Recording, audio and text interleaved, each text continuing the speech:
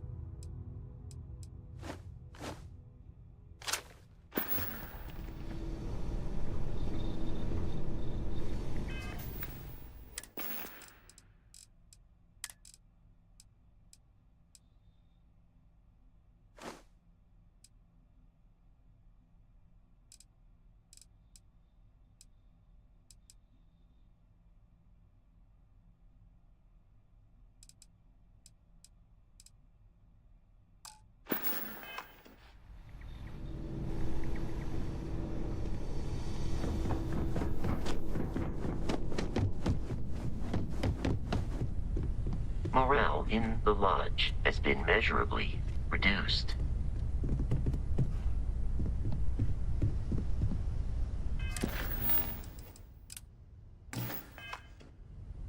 I'm not sure when things will feel safer. But we have not been attacked again. If I may, I know our encounter with the hunter is the last thing anyone wants to talk about right now, but he said something that I can't get out of my mind. Unity. Do you remember that? Because he was stopping us, implying that we were getting closer to it. The thing is, I've heard that word before. It's an important concept in Keeper Aquilas's speeches. The priest? Is the Sanctum Universum going to bless our little crusade of discovery? It can't be a coincidence. The Sanctum has always believed that answers are out there in the stars. Look, I know it's the longest of shots and the biggest leap of faith I could ever ask us all to take, but What's good, bro?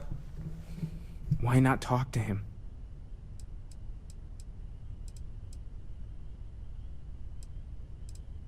There's no harm in gathering more information. A visit to the Sanctum might actually be quite enlightening. Thank you. I know it's not much to go on, but something about this feels right. I'll meet you over there. The lodge is We should have a a little colder than it used to be. Sorry. I've been lost in thought for a bit. Damn, dog.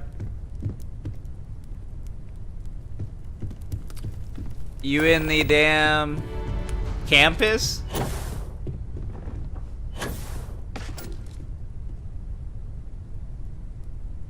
Bruh. Come on, dude.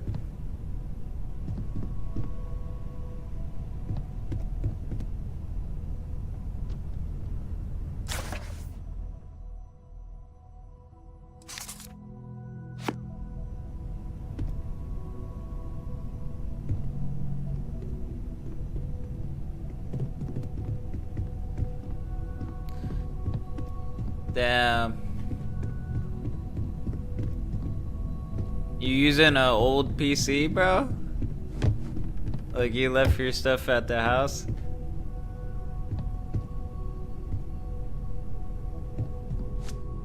Constantly will be monitoring everyone's vitals for signs of continued trauma.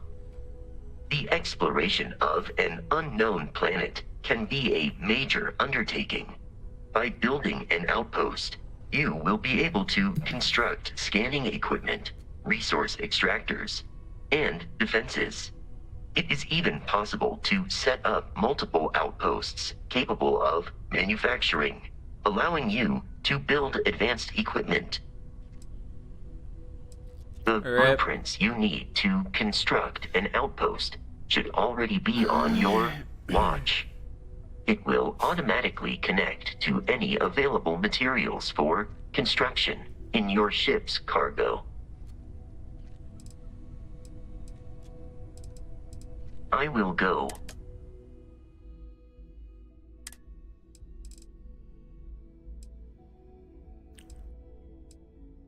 We lost one of our dudes, bro. He got cooked. Let's see. Particle beams. Who do we want in there, dude? Shield systems.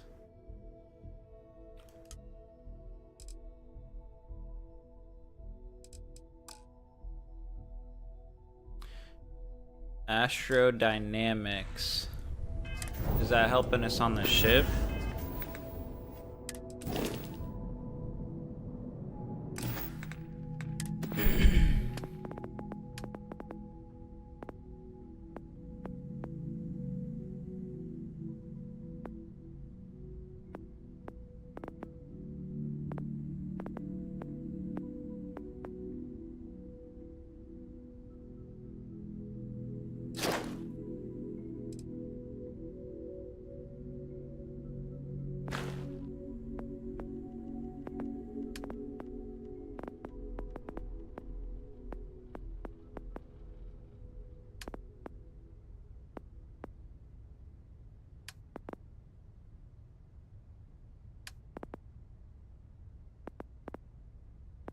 Bro, where's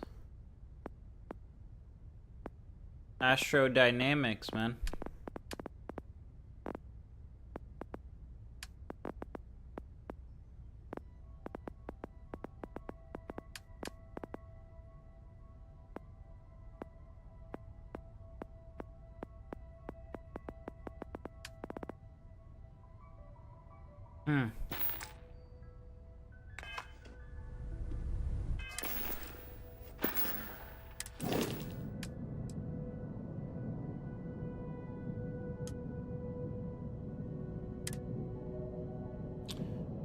Spaceship.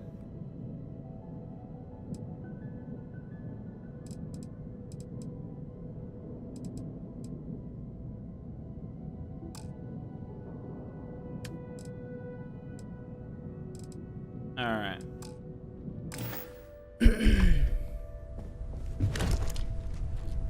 Thank you for helping me out with the artifacts.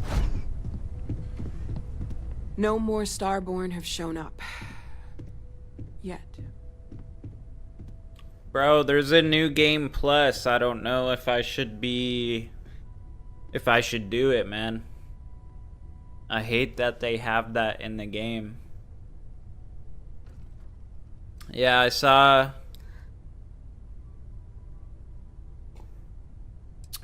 the trailer and gameplay, bro. Oh gosh, no. I mean, that's flattering, but really, we're making this up as we go. Until you arrived, we only had the two, and the vaguest sense that there was something more at work. There's still so much we don't know, and that means a lot of work ahead of us.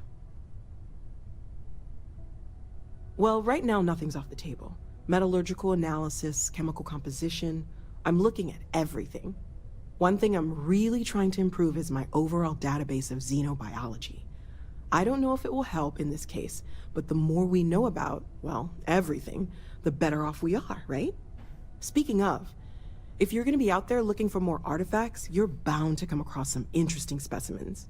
Anything organic, I'd be happy to take it off your hands. There's a galaxy chock full of resources. The more data I have, the more thorough an analysis I can do. And if it sweetens the deal, I can pay. Pretty well, too. Walter's pockets may not be bottomless, but they are pretty deep.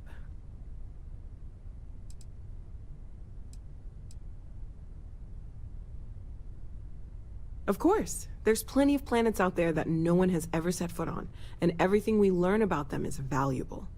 We have a board where we post anything specific we're looking for. A type of alien flora or fauna, or a planet with a specific quality, like if it's primed to have life but doesn't yet.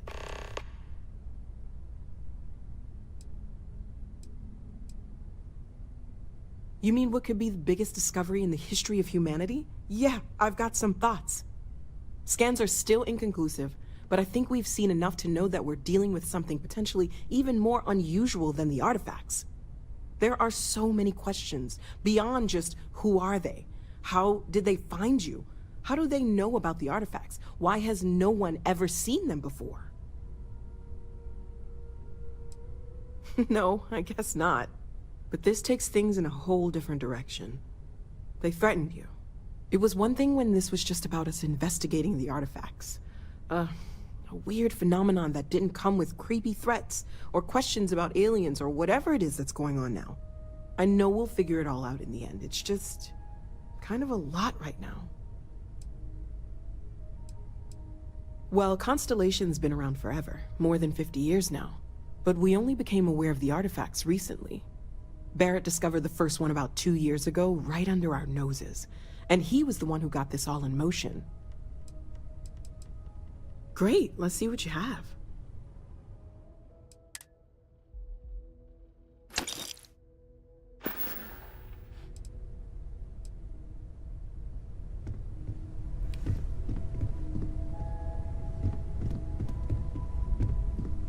You forget how much you take a place like the Lodge for granted. Until it's threatened. Oh, right. I was afraid you were going to bring that up again. Very well. Let's see if I embarrass myself or not.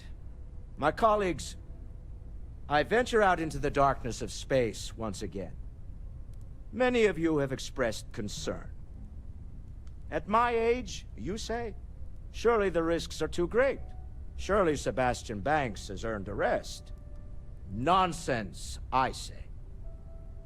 To go out into the unknown, to brave the possibility of never coming back, to ignite the spark of hope that humanity will find answers out there in the stars, that is all I have ever wanted.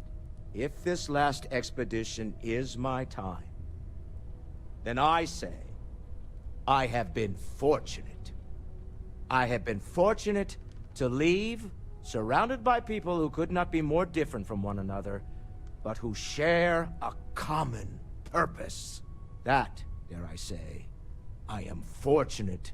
My soul has a home it can always come back to. And that was the last thing Sebastian Banks ever said in the Lodge before he disappeared. And Constellation has been waiting for him to come home ever since.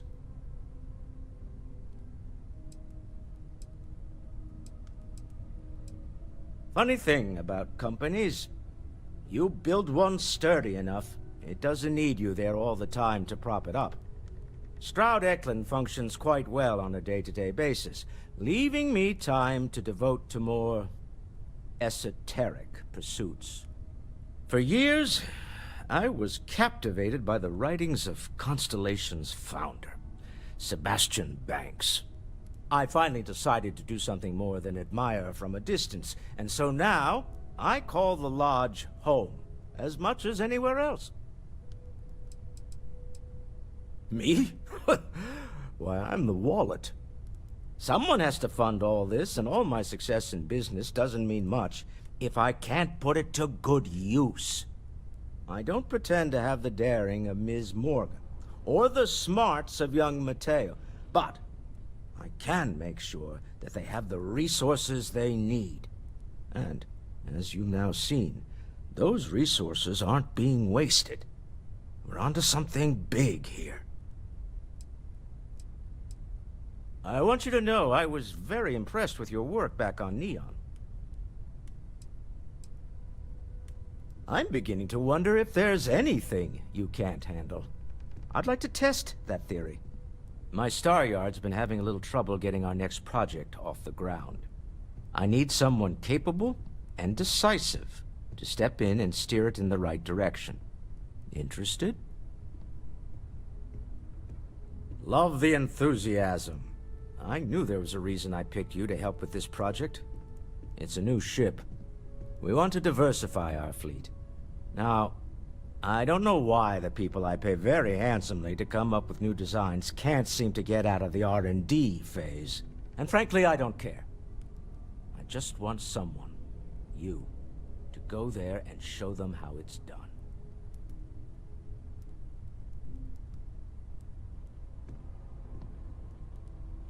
Excellent.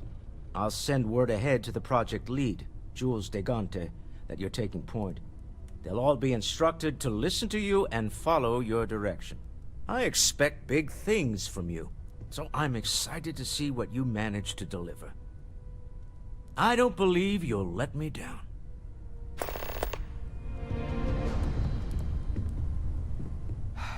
I need... Everyone seems more distant in the lodge. I guess that is to be expected.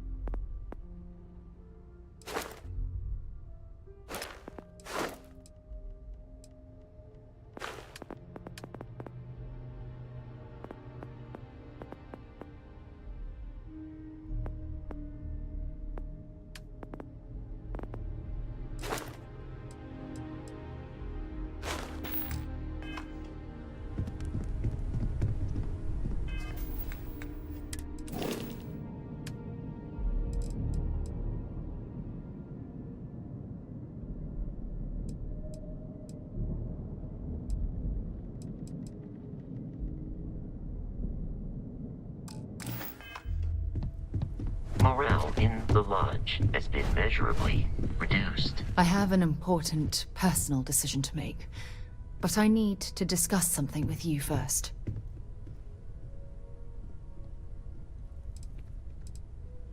Phew, thank you. So, where to start? Before I was with the Navigator Corps, I was career military, part of the United Colonies Navy. When the Colony War broke out, I was posted as the chief navigator on a warship, the Dauntless.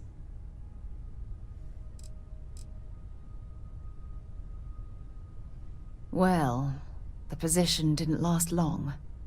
There was a particularly bloody battle. We were fighting over a world in the Eta Cassiopeia system. Worst fighting I'd ever seen. We lost 12 ships that day. 12. Including my own.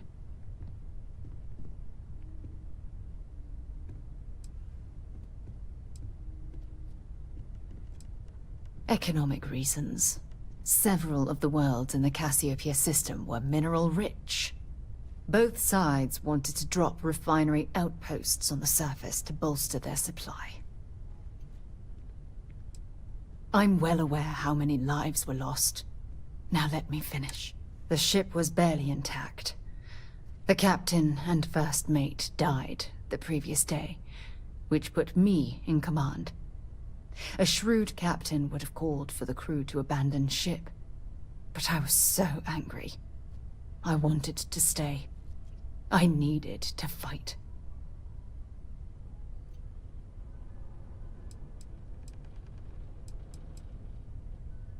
I believe you. But you haven't heard the worst of this. We fought for hours, but the damage was fatal. I gave the order to abandon ship and the crew piled into the escape shuttle. As the shuttle launched, I could see it was damaged. I heard screams before the radio cut. And last thing I saw, they were spiraling helplessly towards the planet's surface. There was nothing I could do.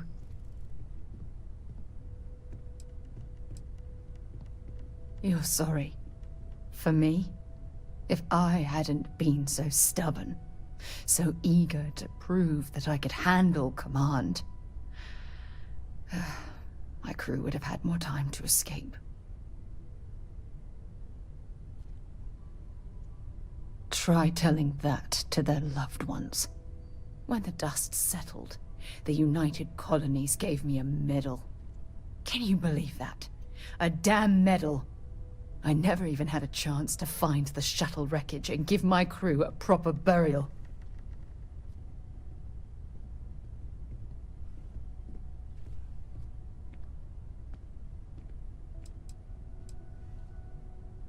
After I checked every section of the ship for wounded crew, I took the other escape shuttle. If I hadn't, I would have died. The Dauntless came apart minutes after I escaped. That's true, but still, it doesn't erase the real issue here. Remember when you said no one but me would have pushed harder to keep the Navigator core going? Well, this time, pushing too hard cost lives. Don't you get it? Everything I do, everything I touch, somehow falls apart. That's why I'm worried about us.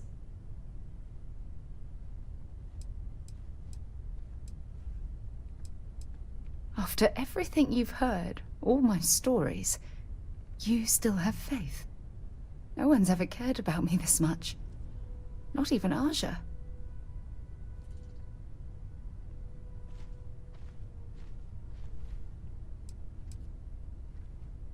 I'm counting on that.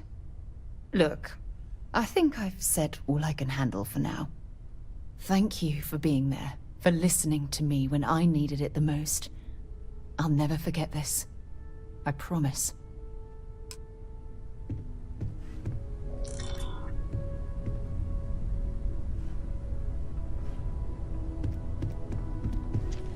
I need everyone looking out for each other during this time. Losses hit a small group. Ask whatever you'd like.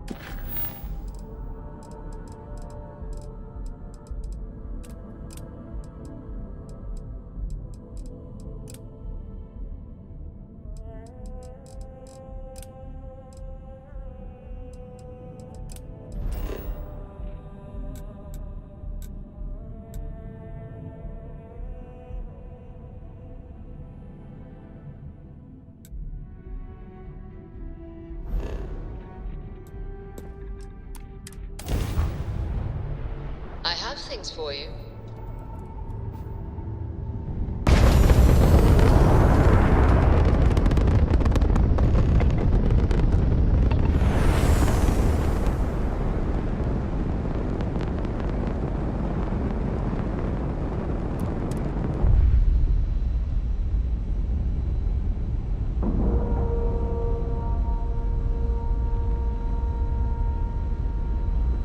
Airlock integrity looks good.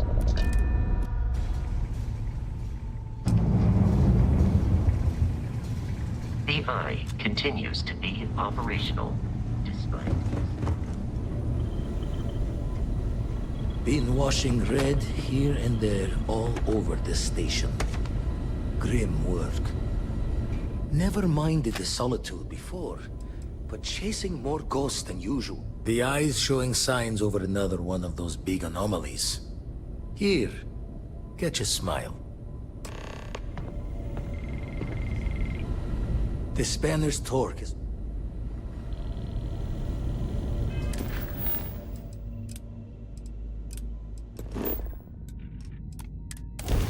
I have something for you, when you have a moment. This is Research Outpost U-309 to any and all 3-star collector craft. We are under heavy fire. Hostile spacers are overrunning our position on Sector 2. I'm not sure how much longer our outpost can hold on. We don't have much time. Private Mahoney out. You took the words right out of my mouth. Let's get him.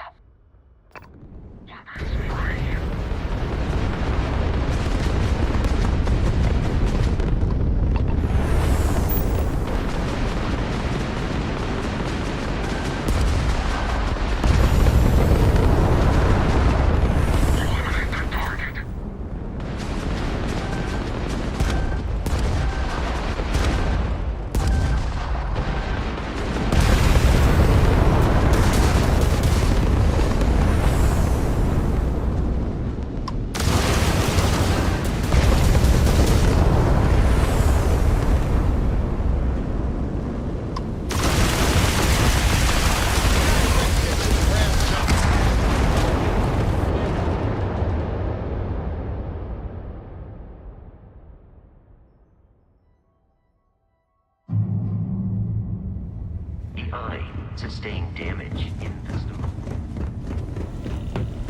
Never minded the solitude before, but chasing more ghosts than usual. Every noise seems to set the blood running. The spanner's torque is what the eye been pouring over.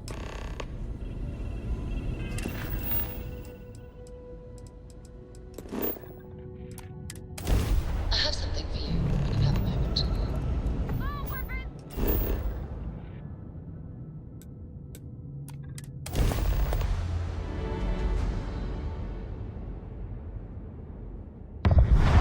This is Research Outpost 209 to any and all 3-star collector craft. We are under heavy fire. Hostile spacers are overrunning our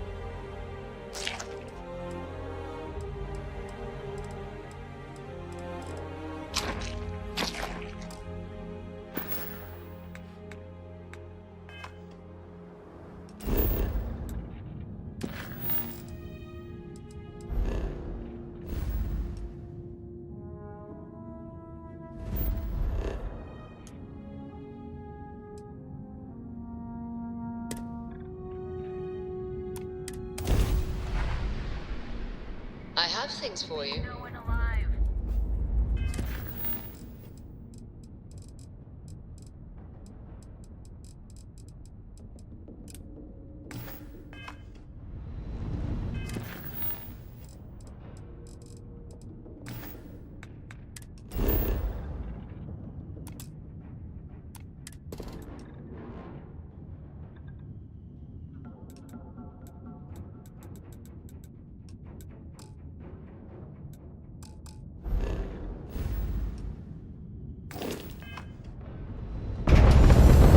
Wrong place, wrong time.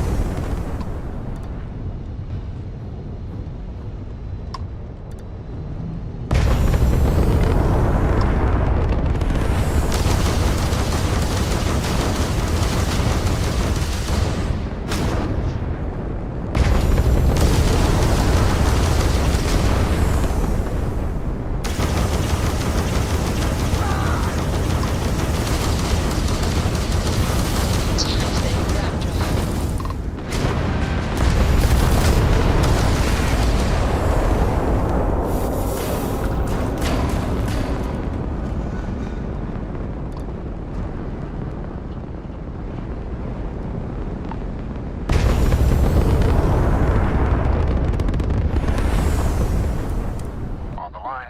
What's the word, vessel?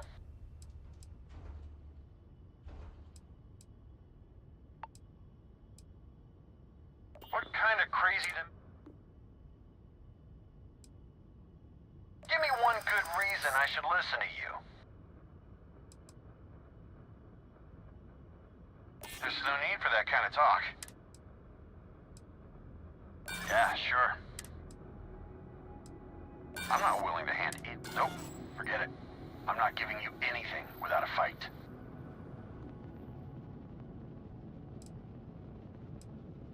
You just saved your own life.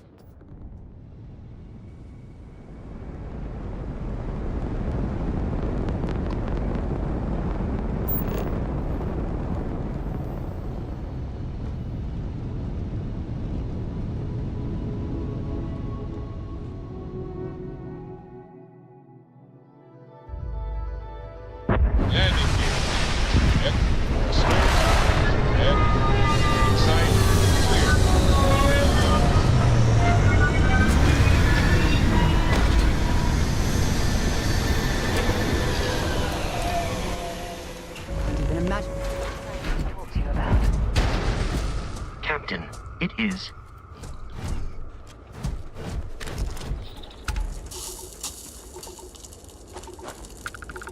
Look, I wanted to take this opportunity to thank you. The fact that you risked your life to save me, I don't know what to say. Then I'll say it again, from the bottom of my heart. Thank you. My only wish is that my rescue hadn't come at the expense of Sam's life. He was one of my closest colleagues, and a cherished friend. Oh, poor Cora. I'm sure the poor thing is devastated.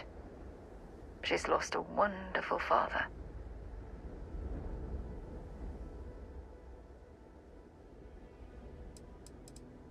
I really wish I could believe that.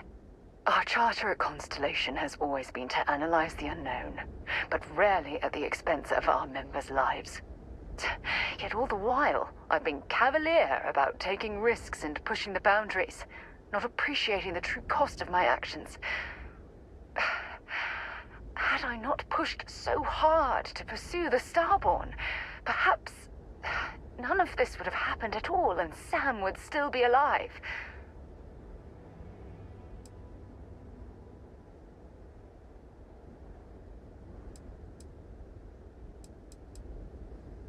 Of course I can. Damn it! Why is this happening to us? We're explorers. Our curiosity pushes us to seek answers to life's mysteries. It's one of the core traits of humankind. Yet in return, this is what the universe throws at us. beings from God knows where who are trying to murder us. Why? What have we done wrong?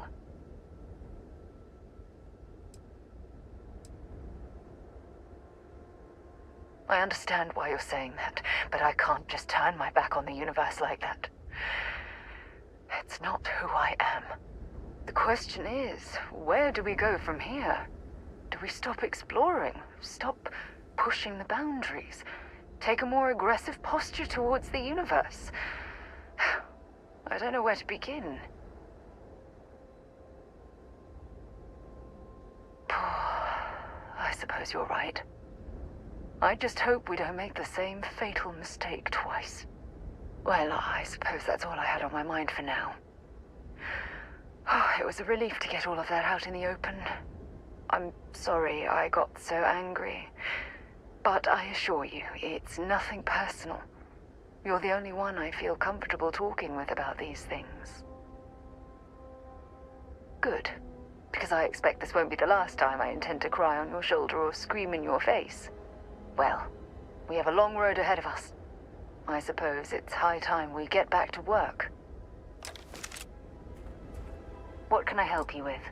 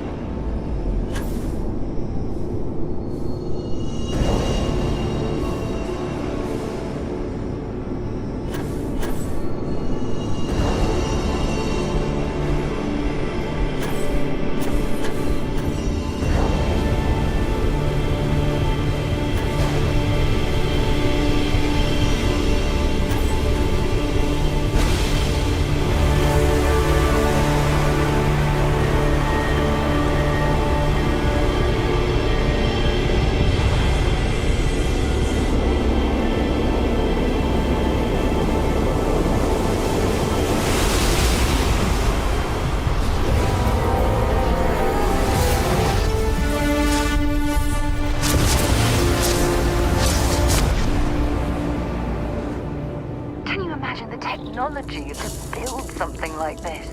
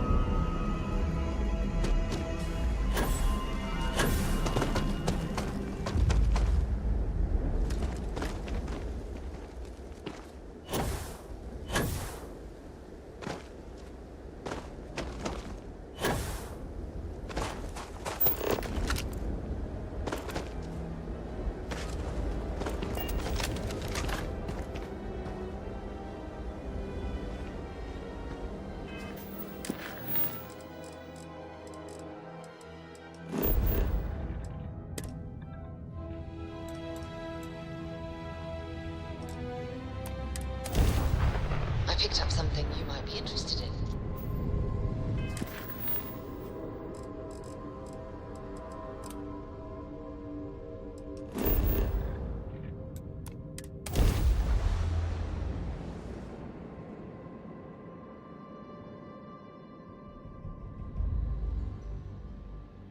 Time to park this buggy.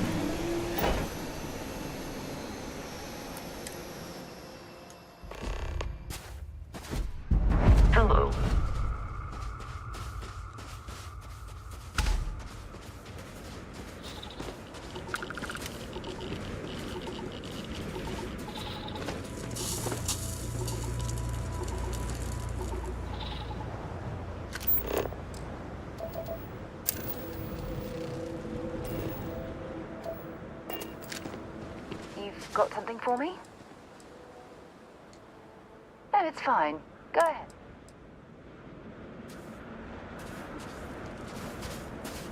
I'm listening. I'd be happy to carry a few...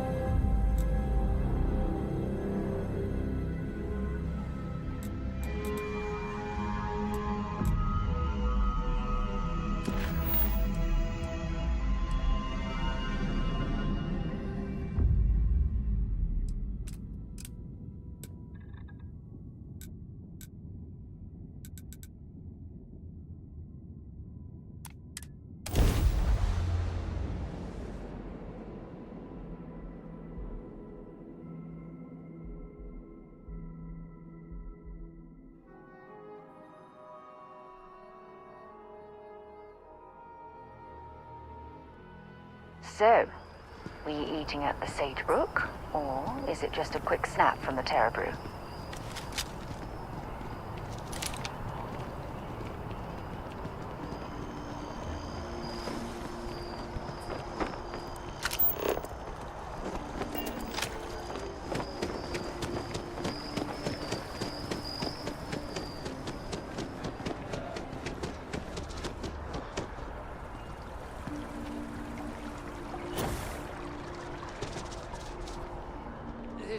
Tell me how many zeros I need to add to the offer.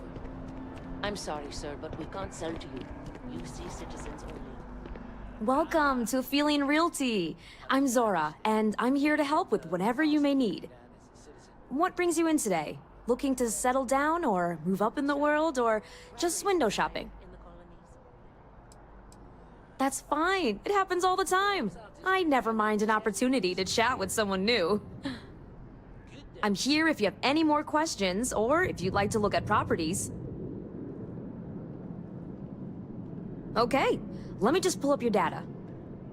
Oh, I'm sorry, but you're not a United Colony citizen. I'm afraid property ownership here in New Atlantis isn't available to you. If you take the exciting step of becoming a citizen, we'll be here for you. Stop by anytime.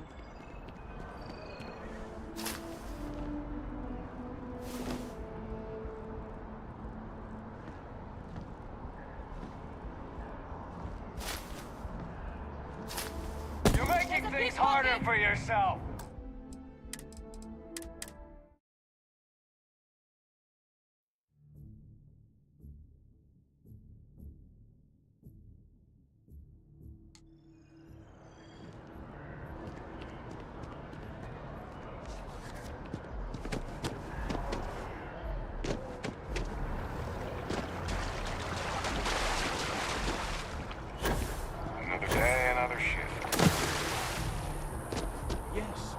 Exactly. It's like when someone insults you, you want to just Restart security! Stop shove running! them sometimes, but you don't. Restart security! Stop right now! You're in violation of embassy regs. You're coming with me. You must feel with Fine. This is murder! You're on your own! What's wrong with you? You say security! Stop right now!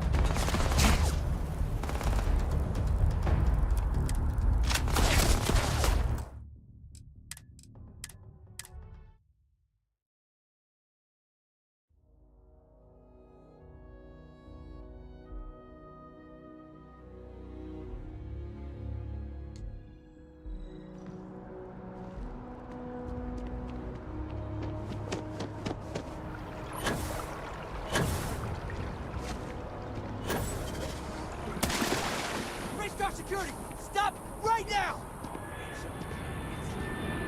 Maybe we should stop for a moment at the memorial. To pay our respects. The name of the launch! But you don't. Restart security! Okay, let's go. This isn't a playground. the story was cruel. Good. And you can bet the UC is gonna hear about this.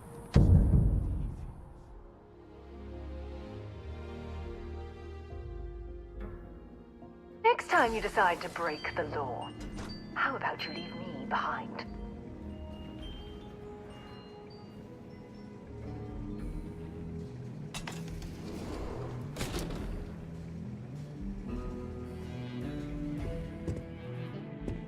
Something you need?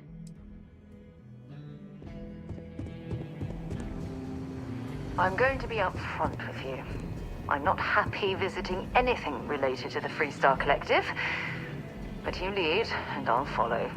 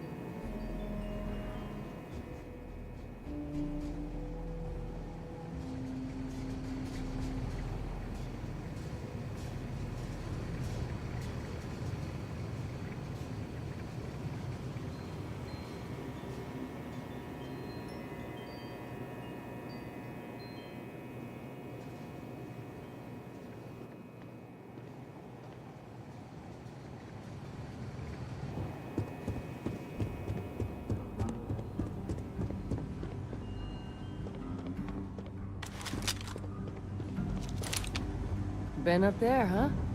Space? Must be cool. I never get to go to space.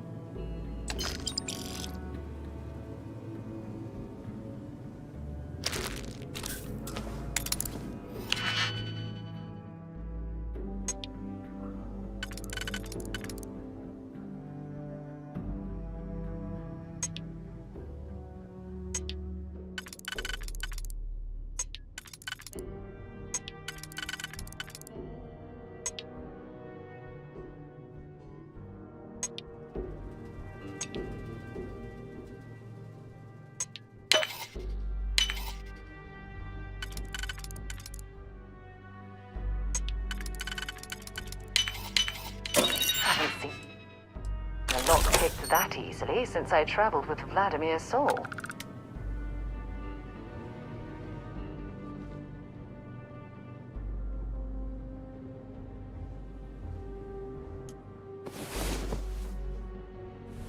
Rise and shine.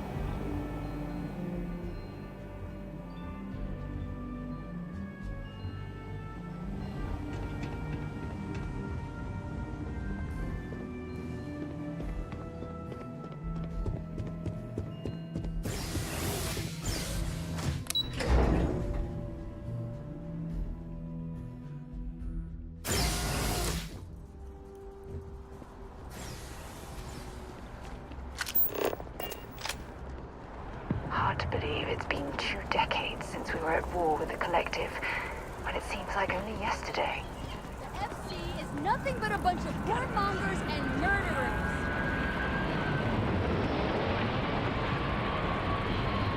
Keeper Aquilus, can we have a moment? Oh, Mateo. It's been too long. How are your parents? Your mother still struggling with that azalea garden? No, she figured that out a while ago. Had to adjust the pH levels in the soil. But, Keeper, I didn't come to catch up. Oh. Well, what's on both your minds? Oh. Yeah. How humanity comes together. How we are to love each other even as our universe becomes even more complex. That's not exactly what we mean. Keeper, when you talk about unity, well, does it mean anything else? Something secret? Perhaps we should talk about this inside. Oh, hi there. I'm Marcus Lestari. Are you interested in the Sanctum Universum? Maybe I can entice you then. It's an exciting time for the church. We're growing every day. And if you're interested, we'd love to get to know you. Actually, we've had a few visitors come by recently, but they have yet to come visit us again. This strikes me as a good opportunity. I'm wondering, would you like to go check in with those visitors and welcome them back to our church?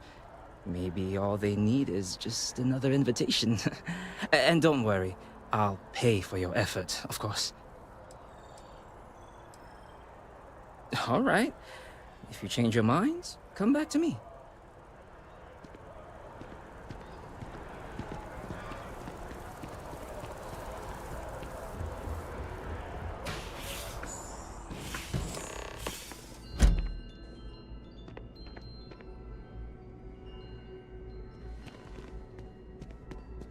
I try and take a few trips each year now. No real destination in mind, it's the jumping that matters.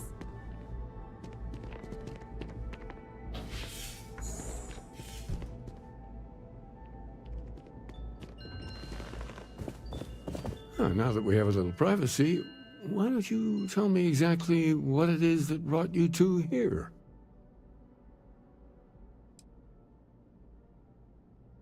We've lost people, Keeper. Oh, I'm so sorry to hear that. And these Starborn, I take it they're different from the people of the settled systems? There have always been mysteries that seem to defy our understanding of the universe, beyond rational thought. We enter life as an act of someone else's faith in us. There's no way of knowing who we will become, and yet the risk is made anyway. So you've pushed into the unknown, not knowing where it would take you. And it's brought you here.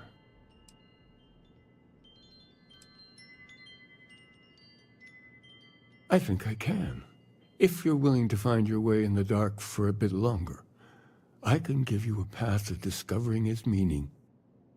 There's an old story, far older than the Sanctum Universum, of someone who walked the settled systems and saw every corner of it.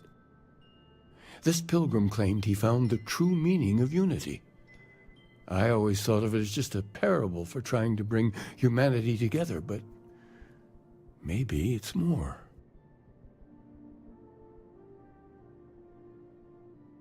In my story, the pilgrim met the founders of the House of Enlightenment and the enigmatic cult of the Varun. And he gave them each a part of the truth.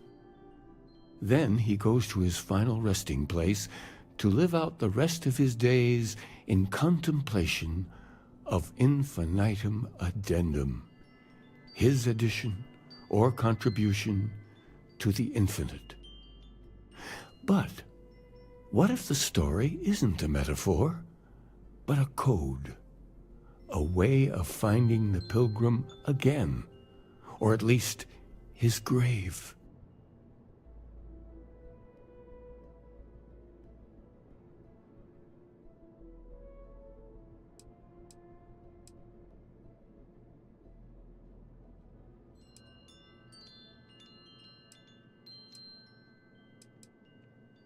Yes, something must be there.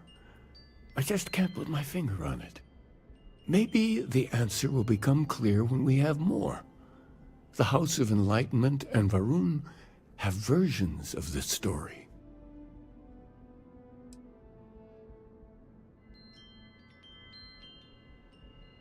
Oh yes, typically. But there is a lone zealot that was captured recently for attacking UC ships. I've visited her a couple of times. Hopefully, she'll be willing to talk to you as well. And if you need directions to the Enlightened, they have a branch in the Well helping the poorest citizens of New Atlantis find a better life for themselves. I'll stay here with the Keeper. We need to catch up. And I wouldn't mind asking him a few more questions.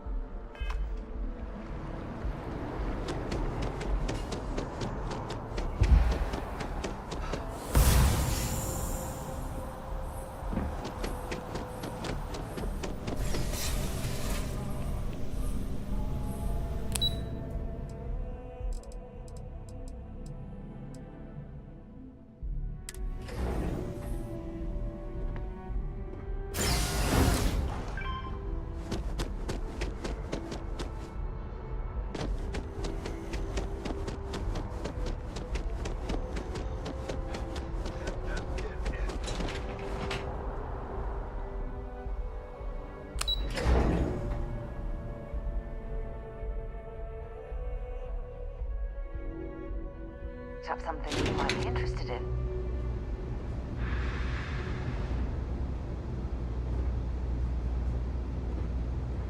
Here, I have something for you.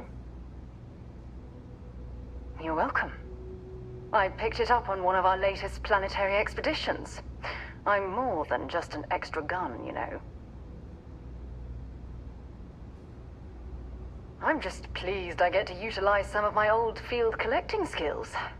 It's been a while.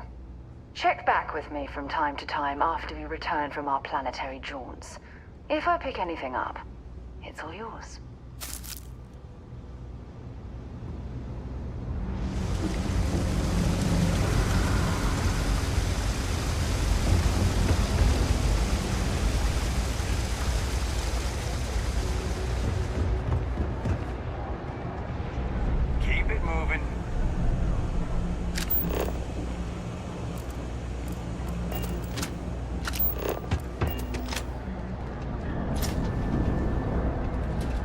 Hey there.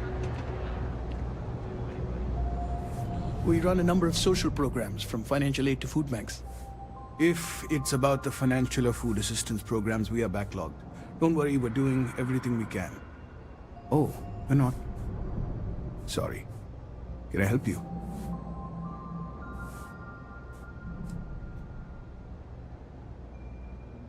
Did Keeper Aquilus send you? Oh boy. Interesting. It appears we've struck a nerve. Listen, I've talked about this with him a ton of times, and there's no record of a Unity pilgrim. But since you both insist, our early records are mostly administrative. Humanitarian projects, group counseling notes, charity expenditures. But there is a series of exchanges the founding members recorded in a lot of detail. It's the closest thing I have to what Aquilus is describing. A man walks into the first House of Enlightenment. The founding members just call him the Drifter. So they think he's a charity case at first, but no, the Drifter asks them a bunch of questions. If your philosophy is built on an individual's own morality, what about the second person? That second person might disagree. Isn't the problem of two what you're really looking for? And the founders respond, each individual must understand how the second person lifts them up. All of human effort is a story of cooperation pushing us forward. And it kind of goes on like that. He comes back every week for a year. Same conversation every time. Second person this, the problem of two that.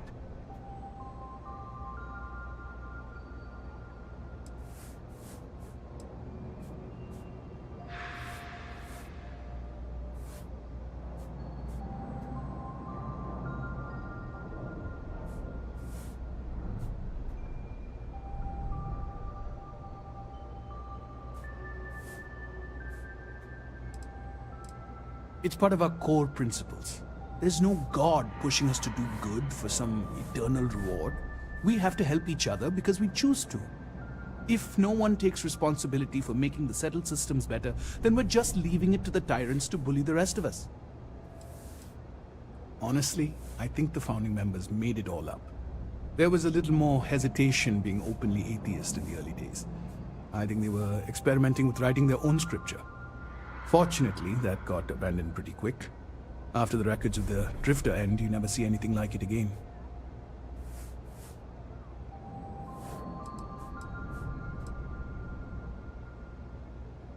Besides what the Keeper would say about it, sounds like a gathering point, or a center. Or, in mathematics, it would mean one, like the one, the first or the beginning. Sorry, I couldn't be of more help, but that's about all I've got. Hope you find what you're looking for.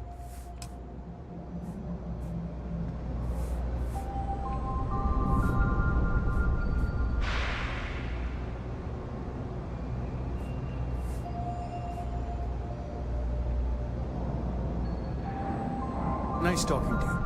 Hope you find whatever it is you're looking for.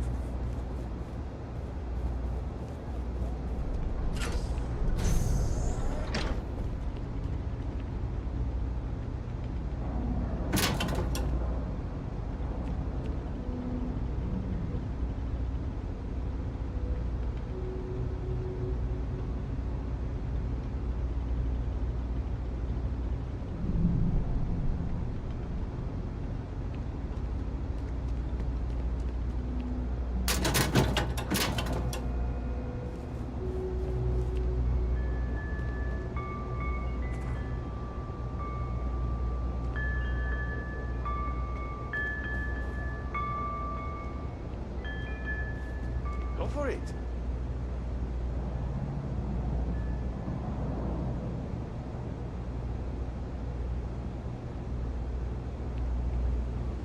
That's just a fact. They're a machine that defects their own life.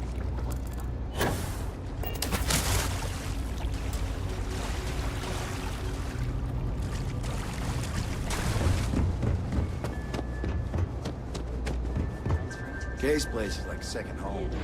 Bob is. First. Kay's food is as close to home cooking as you'll find around here. Nope, just, make sure you wipe your feet. You track mud in, then someone's gotta sweep it out. Most days, that's me. What you see is what you get. Work's rough, day's rougher. But I like to think when things get bad, that's when people's kindness shines brightest. Even down here, where the sun don't shine. No, I came here like a lot of folks, looking for work. It's an ongoing search. Ones who've been here for a while, they can't even sleep unless they got a turbine in their ear. Maybe someday I'll be the same.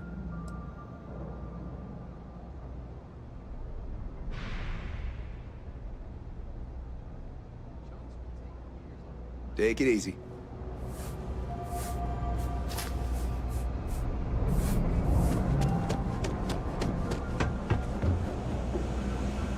You're out there a lot, right? In space? Just do us all a favor and never turn in one of those spacers. Scum of the galaxy. I don't know why UC Security bothers with an office down here when they're clearly not interested in helping these people at all.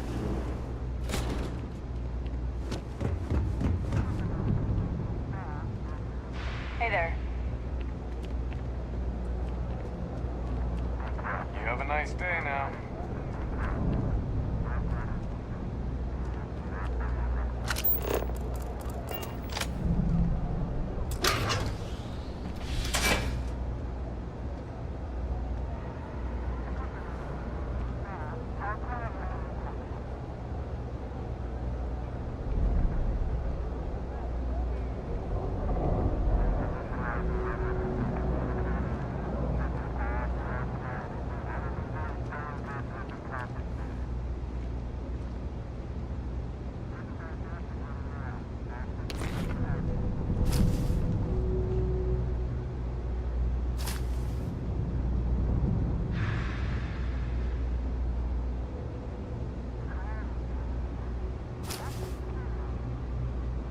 Shouldn't have taken that from them.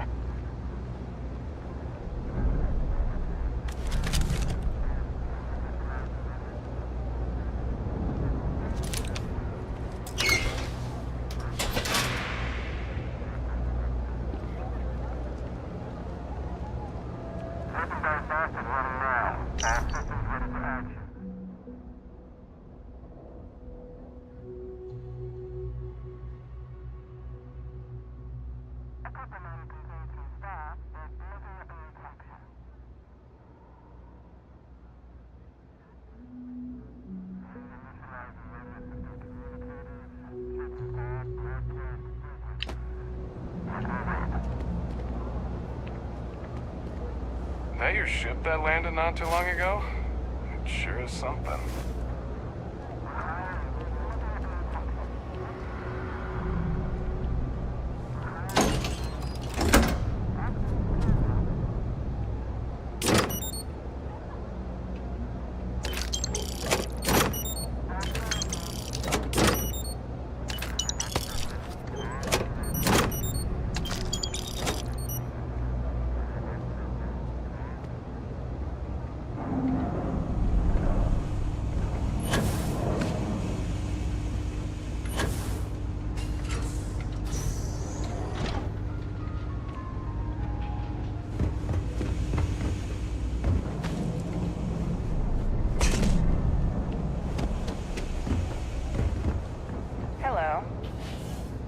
Hey, no funny stuff with that booze bag. You got enough flight traffic as booze.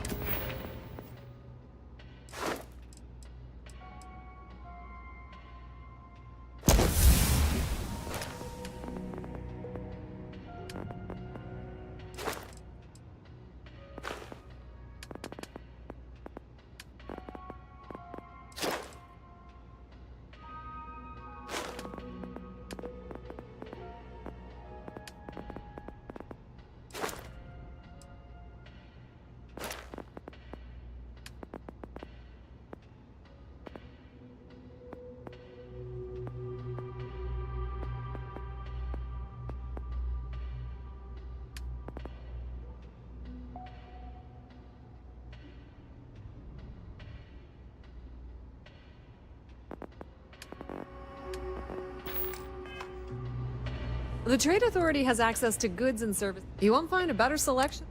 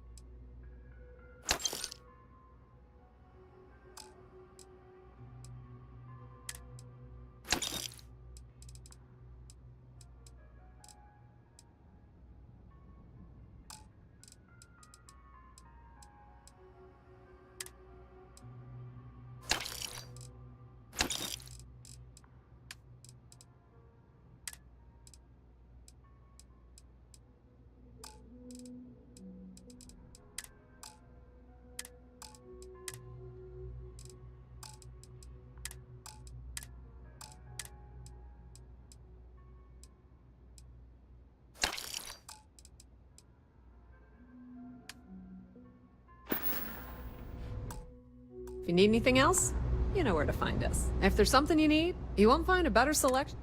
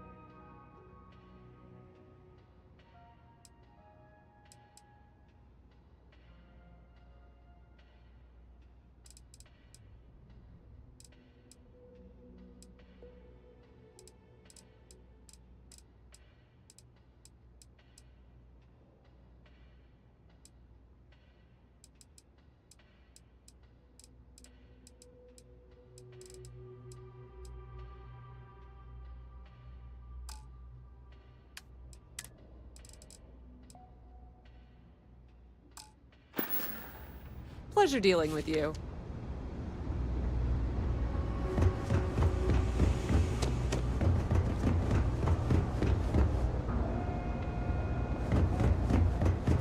Something to report?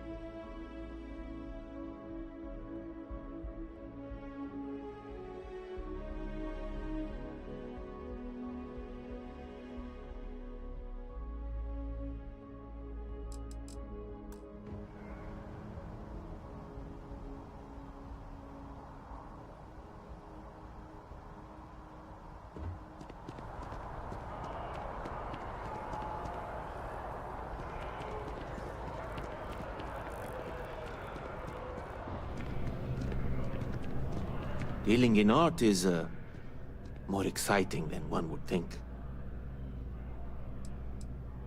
That's of no concern to you. I told you at the end of our business that we will not speak about it. Do not mention my work again.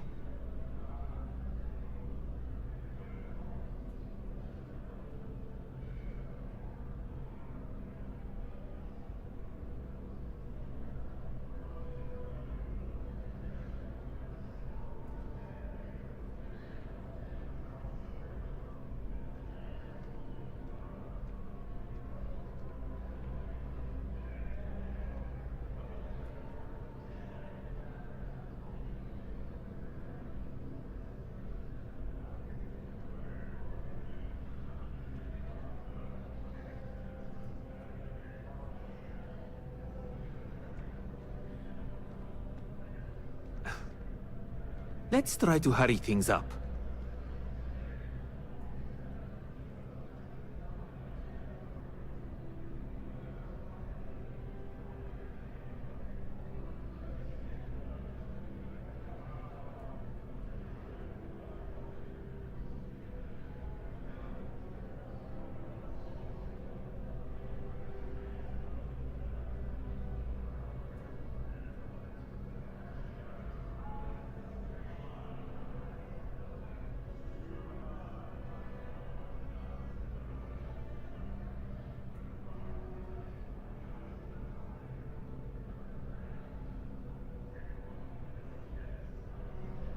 Back to it then.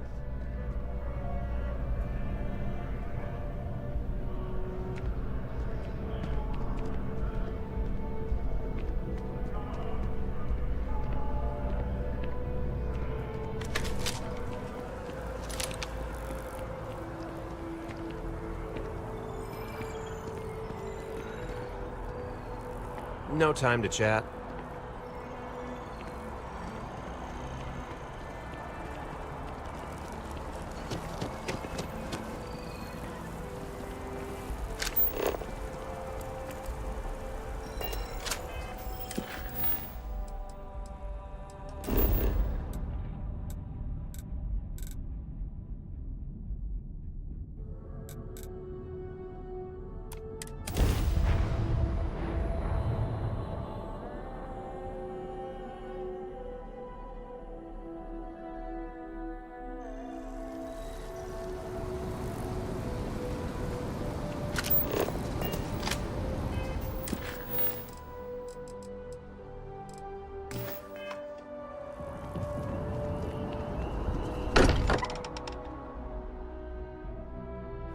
Now that we're here, perhaps we could spend a bit of time relaxing rather than planning?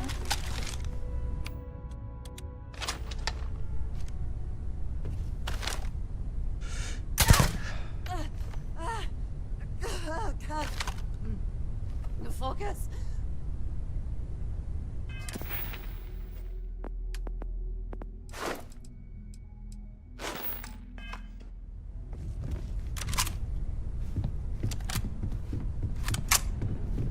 Hey, I've been talking with the others, and I'd like to get everyone together. To say goodbye. You know. To Sam.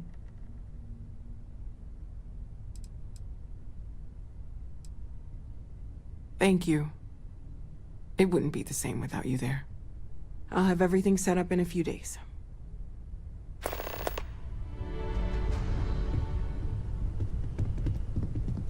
The lodge feels a little cold. A good team always shares.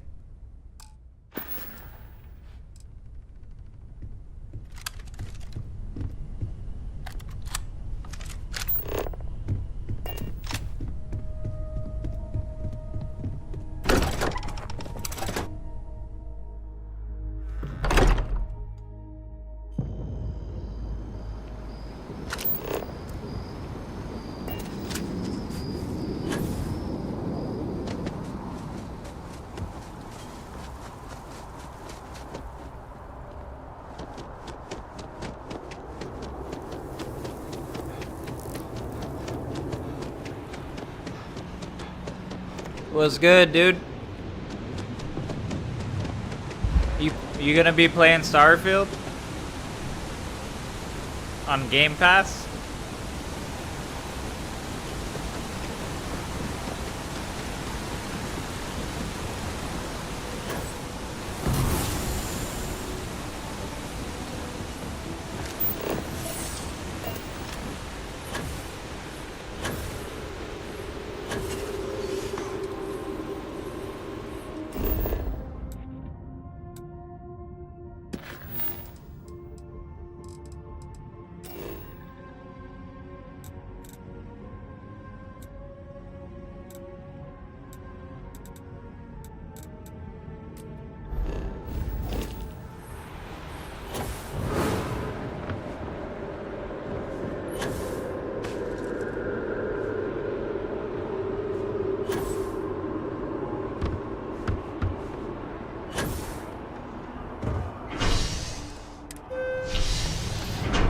Yeah, dog, we going full stack Starfield videos, bro. I've flown across most of the settled systems in all manners of spacecraft, and yet I still get sick on the gnat. Ah, I've always liked that statue. It's beautiful, isn't it?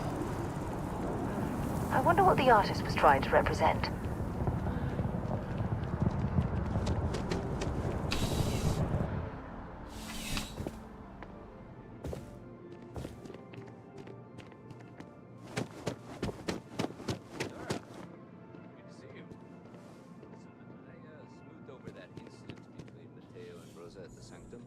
I'd hardly call it an incident, more of a debate, really.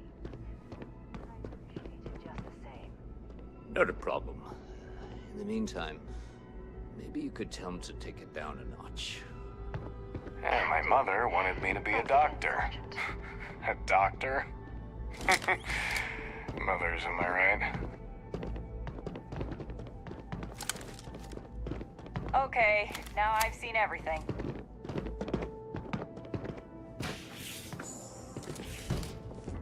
You didn't hear this from me, but those Ecliptic mercenaries? The factions use them sometimes. Freestar Collective and UC both. That's why they give them a wide berth. Ask me, those murdering assholes should be blasted into space dust.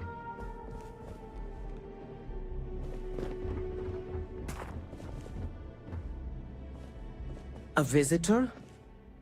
I have all the company I need.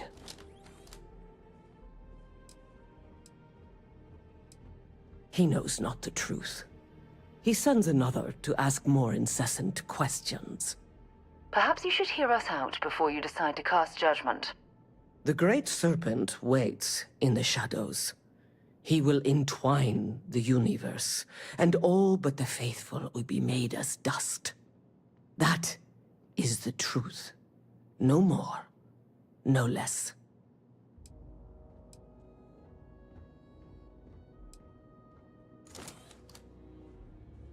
Anything you could tell us would be tremendously helpful.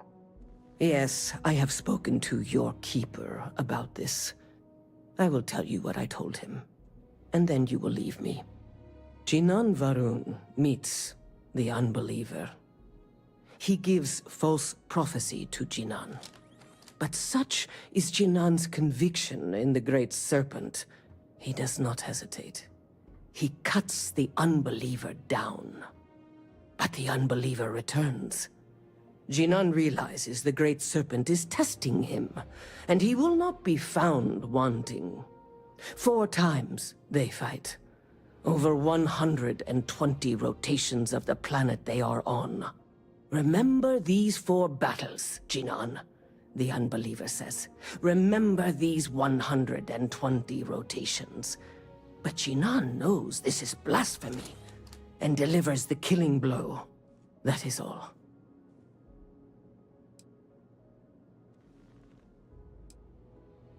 I have heard of no such thing. If it exists, it is a shadow that the Great Serpent casts to deceive the faithless.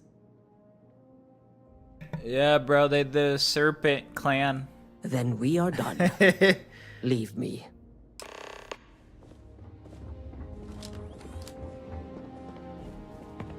Got a call someone's power kept going out. You know what it was? A heat leech as long as my leg. Ugh.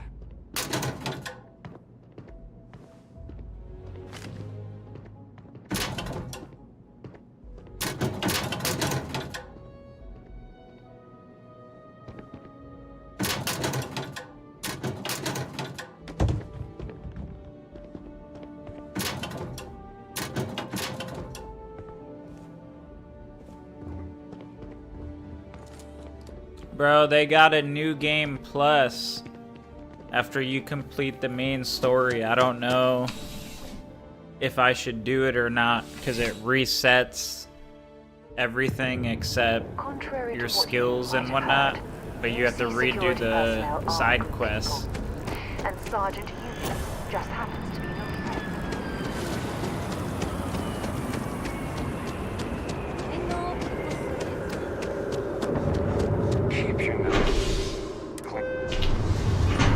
I don't know if I'm gonna do it or not.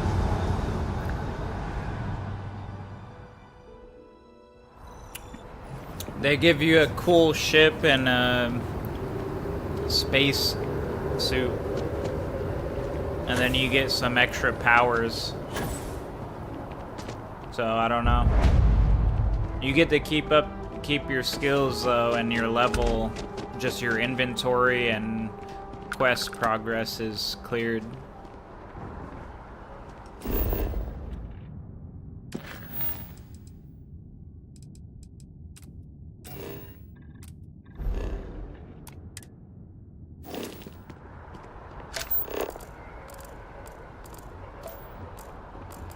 They'll have our table ready soon.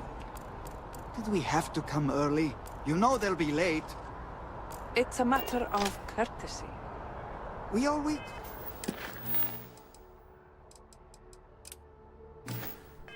Wind up waiting forever, though. There are worse fates than eating appetizers at the rest.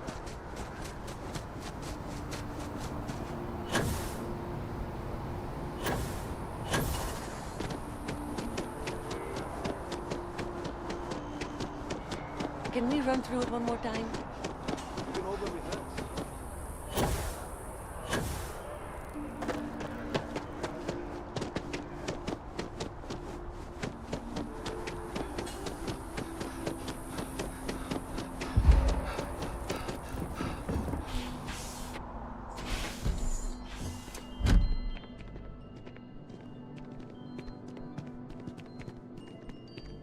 Well, you're back. What did you learn? Was there something hidden in their stories, like we thought?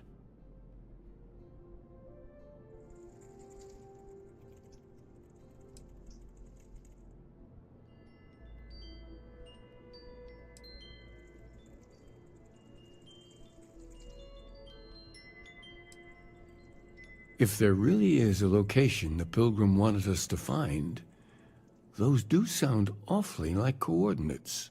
What else did you learn? Planets are often named by number. That second might mean the second planet in the system. Was there anything else? Yes. What he added to infinity. Maybe that points to a name. If we're looking for his resting place, we'd need to know the name of the star system, wouldn't we? Let's see. We have something that could be coordinates. Something that could point to a planet in the system. But what's the name of the system? Infinitum addendum. What if we break down the parts? No systems named finite or add. That just leaves in and dumb. Well, that's certainly how I feel.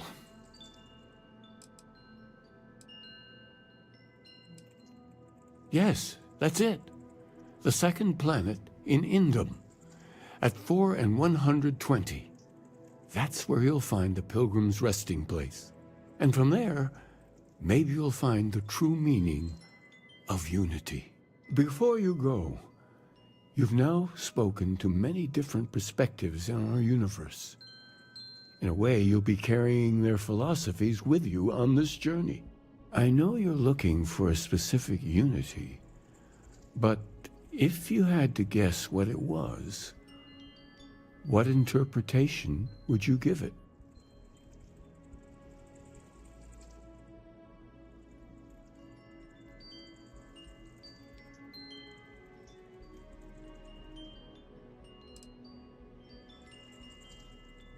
Conviction.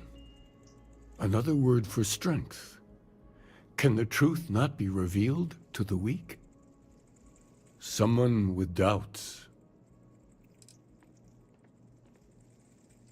Your only path is forward, then? Finding the meaning of unity is a totality that you cannot ever step away from? Conviction is what gives all of us at Constellation our strength. Well, I won't keep you any longer. This has been fun, I have to admit. Go, find your truth.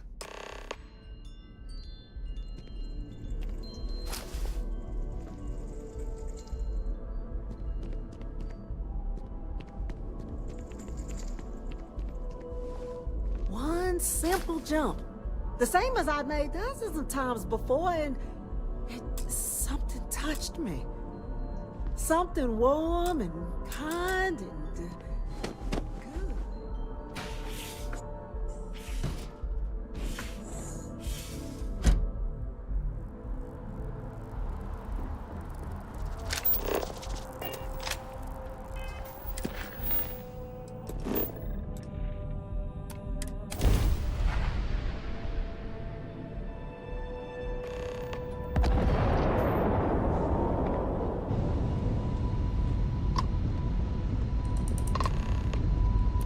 Star Parcel Freighter to unknown vessel. I have an urgent package, hoping for some assistance. The Star Parcel's fleet's got a load of these aging Deimos monsters. Built like tanks, but well past their warranty. It's gonna take hours to fix this, if we can get the engine back online at all.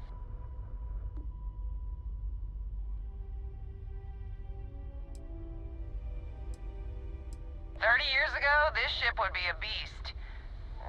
Maybe more like 50. I got a hot package that's paid for expedited delivery. They'll dock my pay if it doesn't get to its destination. Star Parcel will reward you well if you can assist.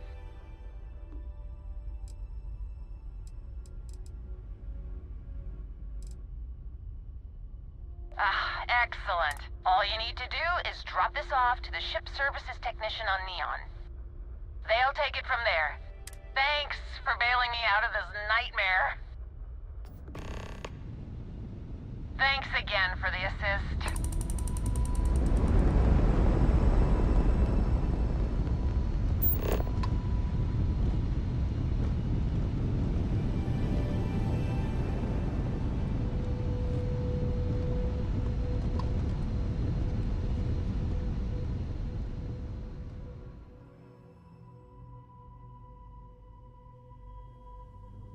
Good to go for landing.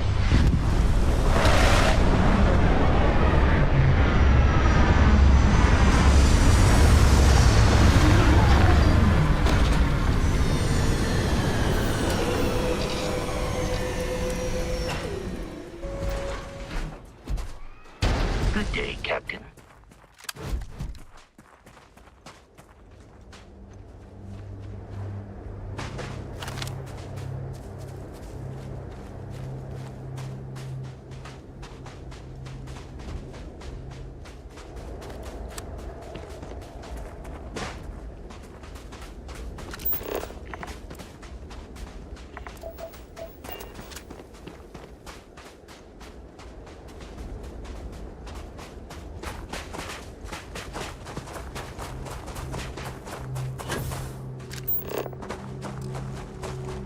Anything interesting in range?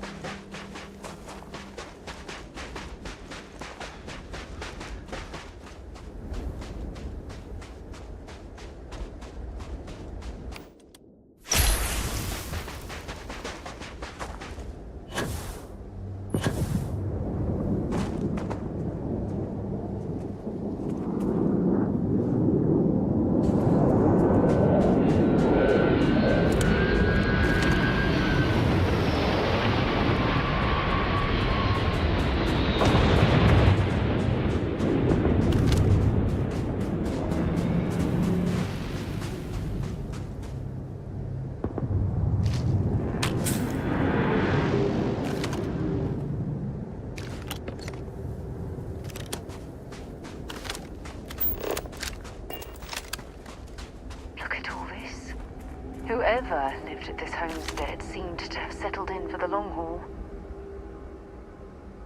There's something I need to talk to you about. Ever since we talked about the Battle of Cassiopeia, I can't get what happened out of my mind.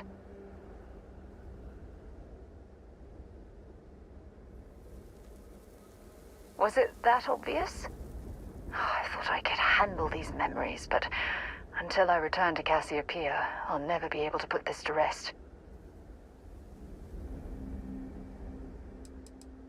The last time I saw my crew, their escape shuttle was headed for the planet's surface. I need to find the wreckage, to ensure their memories are honored. I would like that. Actually, I need that. One problem, though. Pinpointing the crew's shuttle wreckage is going to be like trying to find a grain of salt in a sandbox. I think we need to start by locating my old campsite on Cassiopeia 1.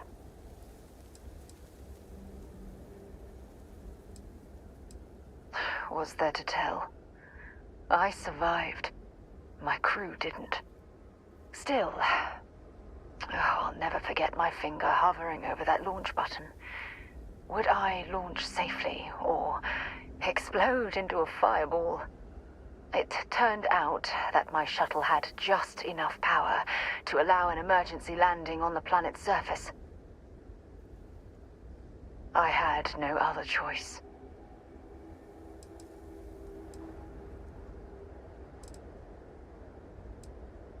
It has a breathable atmosphere, indigenous fauna, and maybe a few abandoned mining outposts. Otherwise, it's not populated. Don't worry, it's not as though I'm coming apart at the seams. It's the conversations we've been having. They dredged up these old memories, and they're a burden.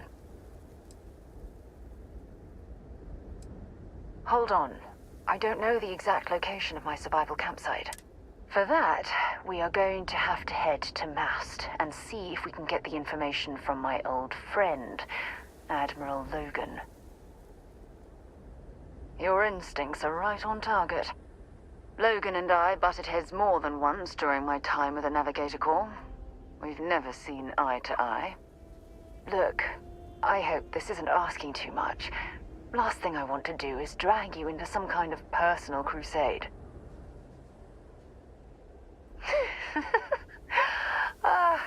Thanks. I really needed a laugh. Truth is, I'm scared. When I set foot on Cassiopeia, I don't know if I'll be able to handle what I find. If I begin to fall apart, I'm going to need someone who can keep my spirits up. I know you will. You've always been there when I've needed your help. Why you continue to support me, I'll never understand. I don't know what to say. I've been so busy searching the stars for answers. I've overlooked what's been in front of me all this time. True love. Something I've seriously considered sharing with you for a long time. I'm just not ready. Not yet.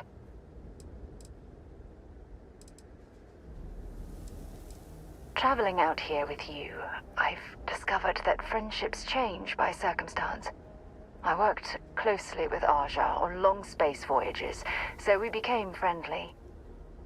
When she quit Constellation, the friendship ended. But I'm certain at this point, even if you and I were separated by a great distance, we'd never lose touch.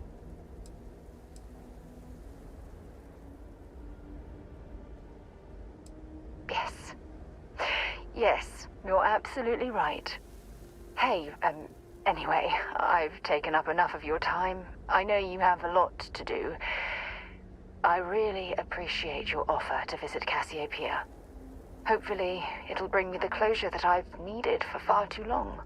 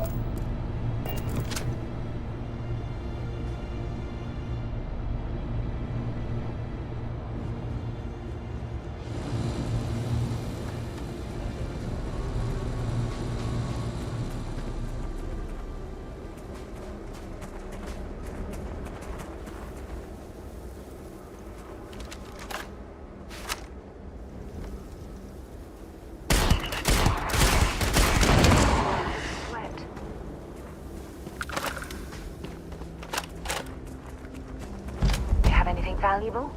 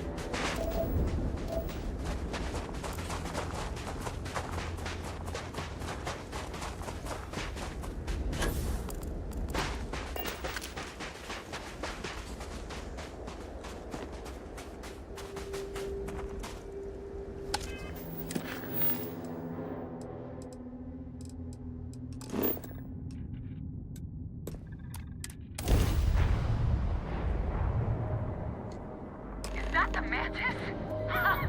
You're going down!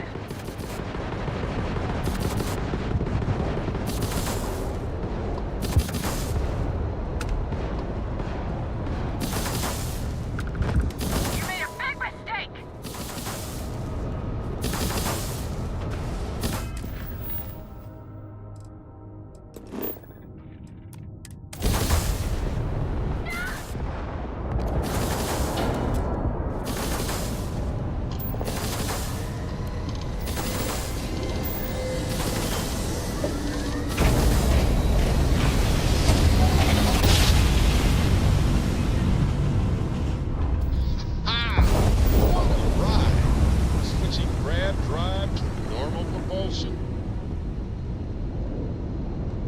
Hello, stranger. I just finished cooking up some food.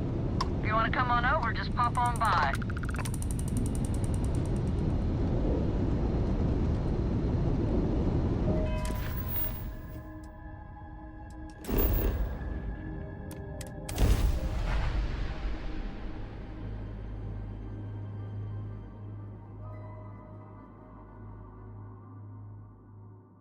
Site is clear. Descent started.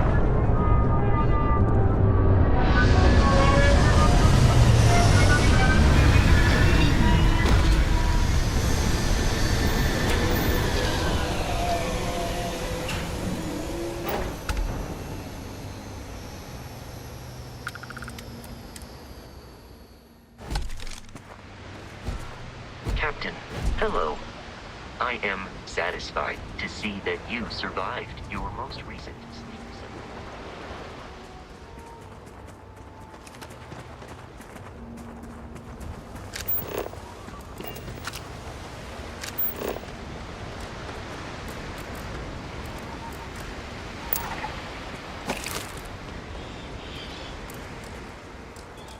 What an incredibly beautiful sculpture.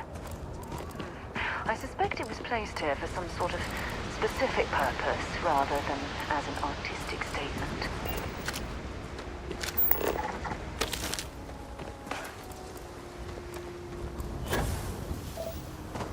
Keep scanning. I'm sure there's something nearby.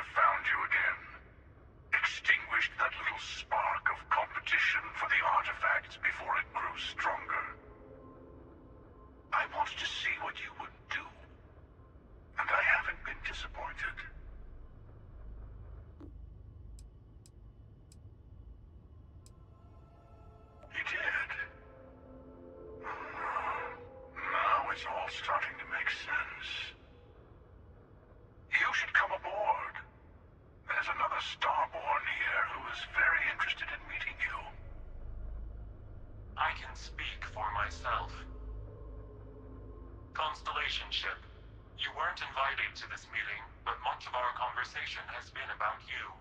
It's only fitting you should join us. I will personally guarantee your safety as long as you come in peace. And think of it as a ceasefire meeting. Your one shot at getting those answers you must desperately want.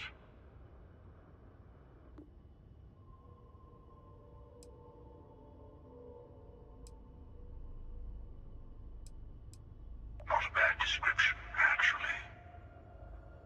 We'll explain when we meet. In person.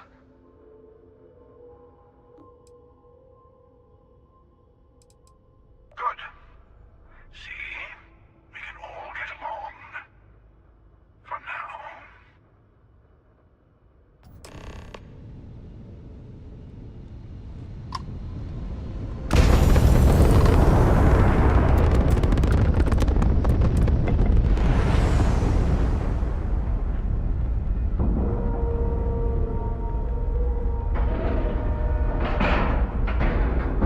Nice clean dock, Captain.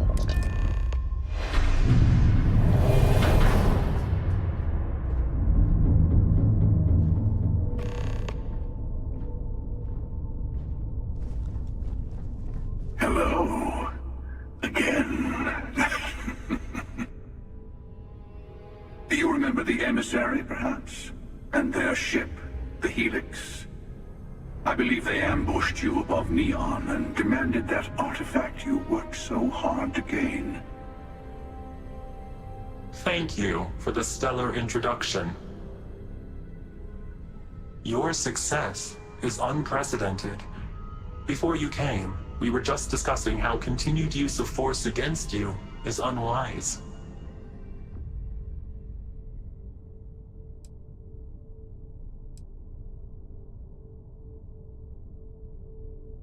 We are not a monolithic people. The Starborn are individuals.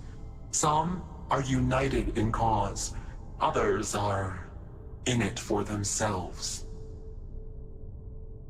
We are all in it for ourselves. Some of us are just more honest. The emissary threatened your ship, demanded you hand over your artifact. How is that so different from what I did? We needed to warn you off.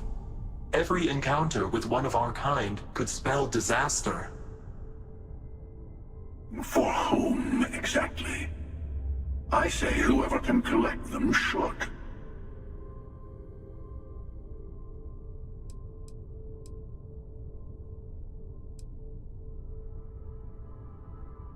Yes. Let's talk about what really matters. The Unity. You are on the path to it. It is a place, a gateway. It is where we were reborn. So, I gotta say, this part is more awkward than I thought. Hiding my face was way easier.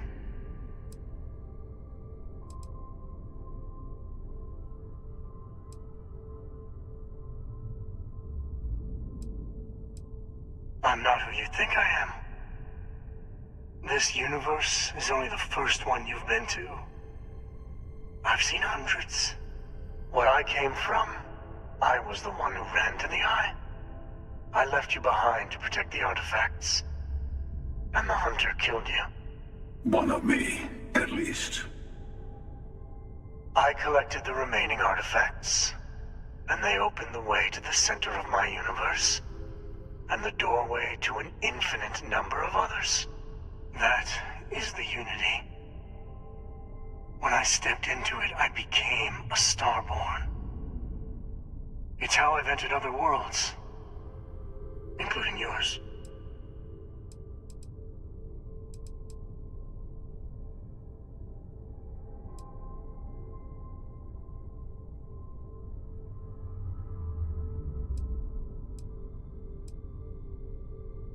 I have to. This is bigger than all of us. All the artifacts are needed to complete the armillary and open the way to the Unity. In every universe, the Starborn fight over them. Innocent people die. You've witnessed the power granted by the temples, the anarchy that can be unleashed. Someone has to decide who should get them. Here it comes. The emissary tells you only the worthy should enter heaven. You're twisting what I mean. They're hypocrites. They use the chaos caused by the hunt for the artifacts to establish an order where they decide who's worthy. I attacked your launch because I wanted the artifacts, and you held me off. You got away. That wasn't some morality play. You didn't survive because of righteousness. You won because of persistence, luck, and skill. As I have done countless times. I was also human once. But what does it matter who or what I was when eternity is within your grasp?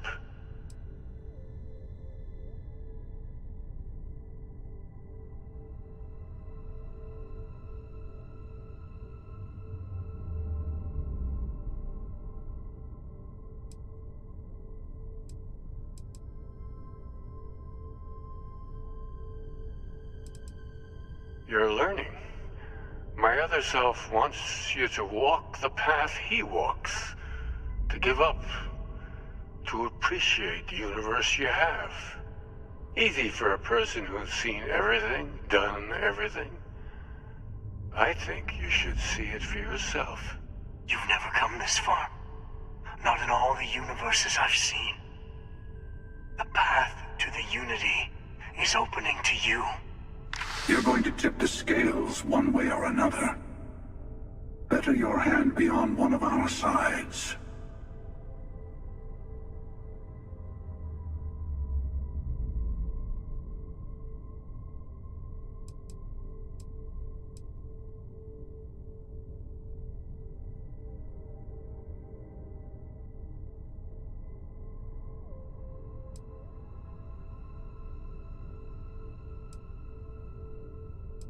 Don't you understand what we're talking about? There's an infinite number of your friend out there in the multiverse. One is right over there. Besides, why fight me again when you don't have to? I want a truce.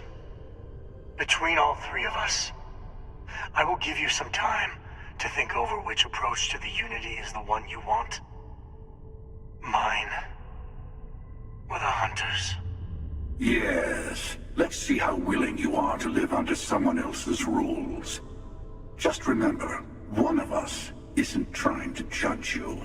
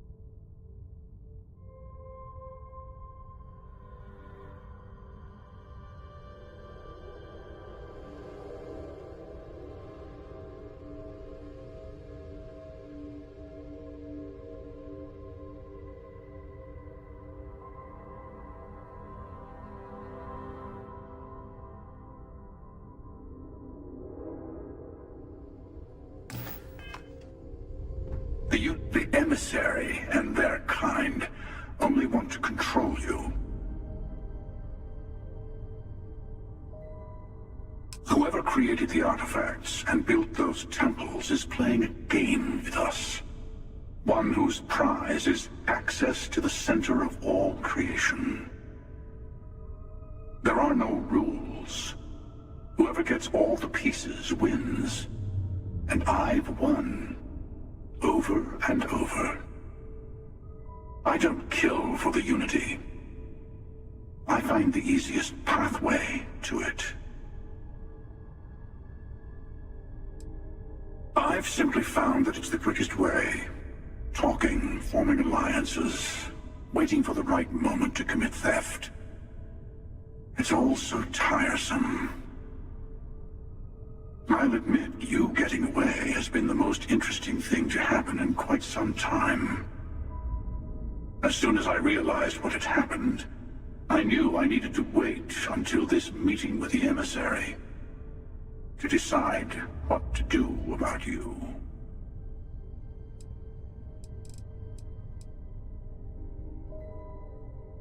To see what would happen, of course. You might not understand just how many times I've done this. Usually, you're the one who ends up dead, and whoever cries over your body goes on to become the emissary.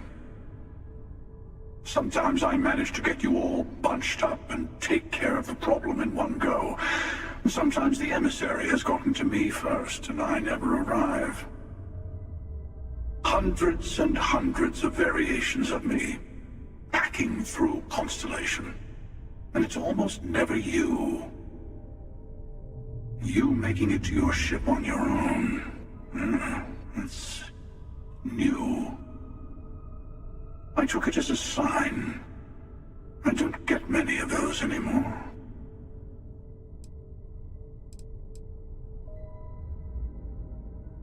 They enter the Unity, take artifacts from others, employ force.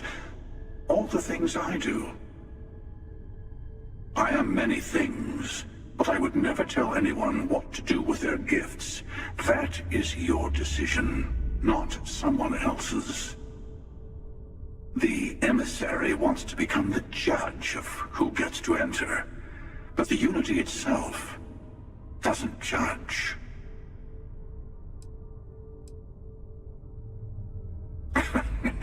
No, we always end up having this meeting at this time. But it's the usual affair. Can we make peace? No. Oh, how tragic.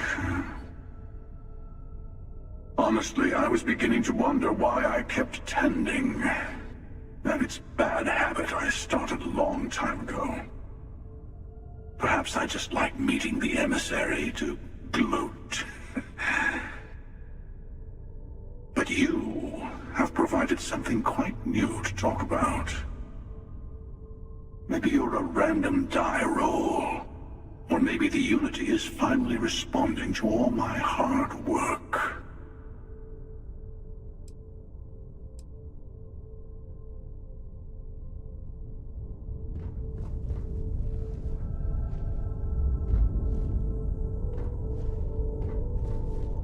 I'll tell you everything I can. I know we're not the same people we met in our universes. Still, it's good to see you again, old friend.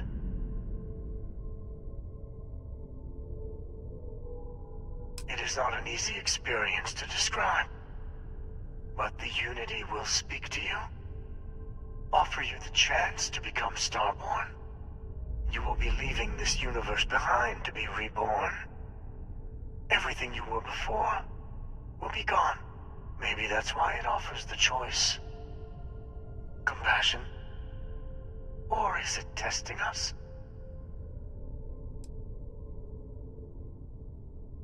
Different.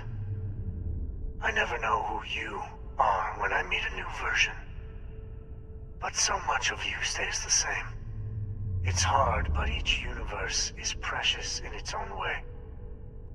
Mine will never have its original you in it again.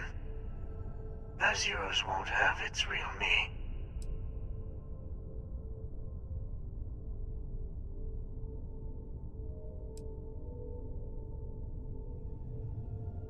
You've seen the terror the Hunter causes.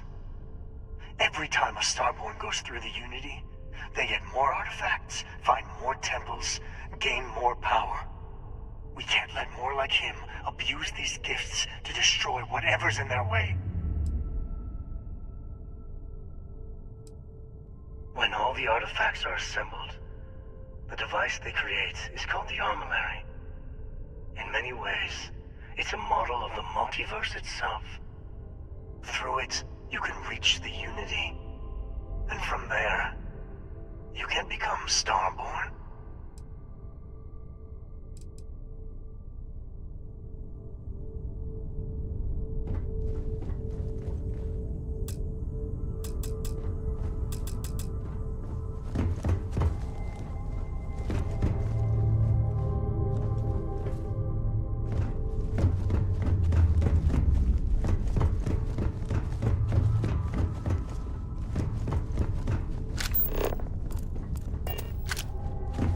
Before you leave, I want to give you something. A way to another artifact, but also a lesson in how dangerous they can be. Seek the moon of old Earth. There are secrets there you must discover for yourself. Here, to open the way.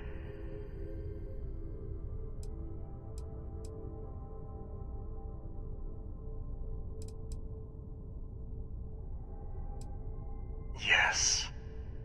I will say no more.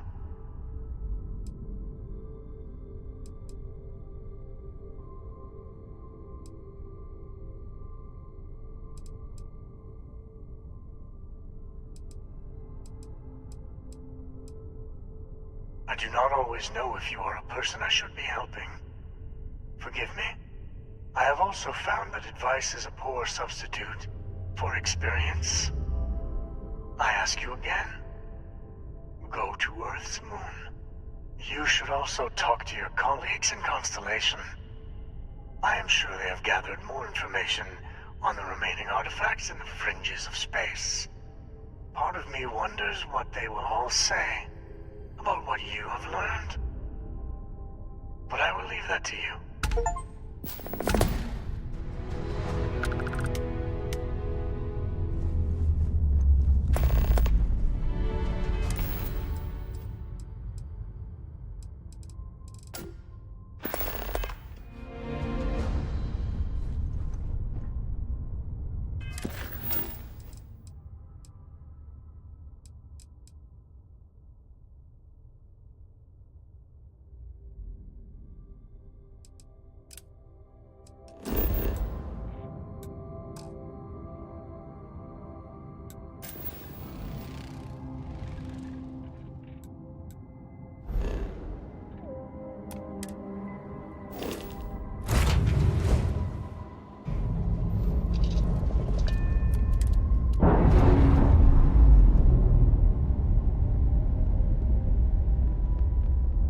Clamps released.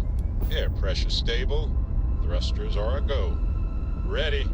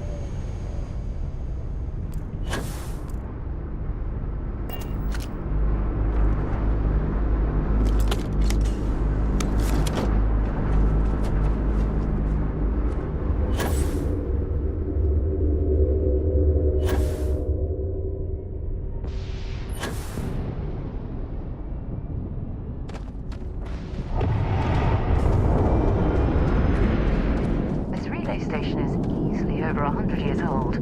Original Nova Galactic construction is my guess. Built to stand the test of time.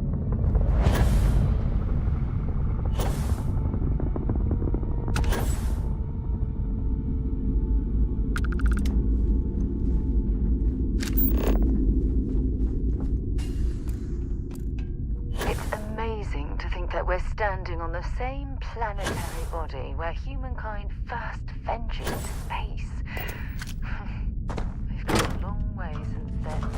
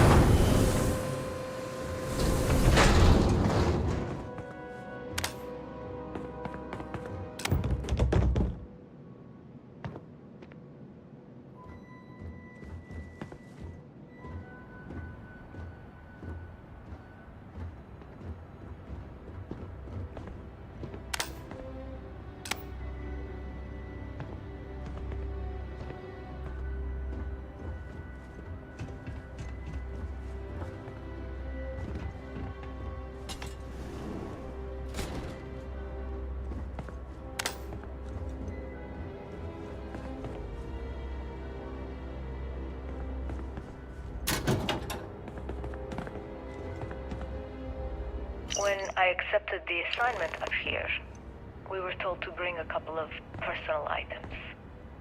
Some psychological studies said it helped when you're away from Earth this long. I brought my grandmother's old abacus. I would play with it on her lap. She'd teach me the Russian for all the numbers. She, just got word that she passed. The next shuttle isn't for 3 months, so I won't be able to go to the funeral. Goodbye, Babushka. Thank you for teaching me math. It brought me to the moon.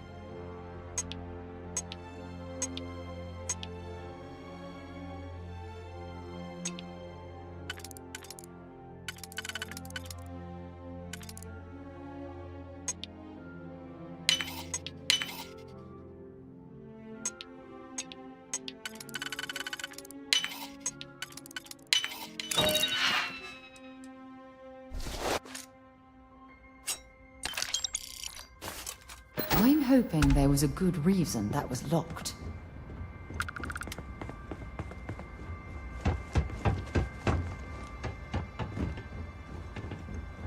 Look at the state of this facility. I wonder why this place was abandoned in such haste.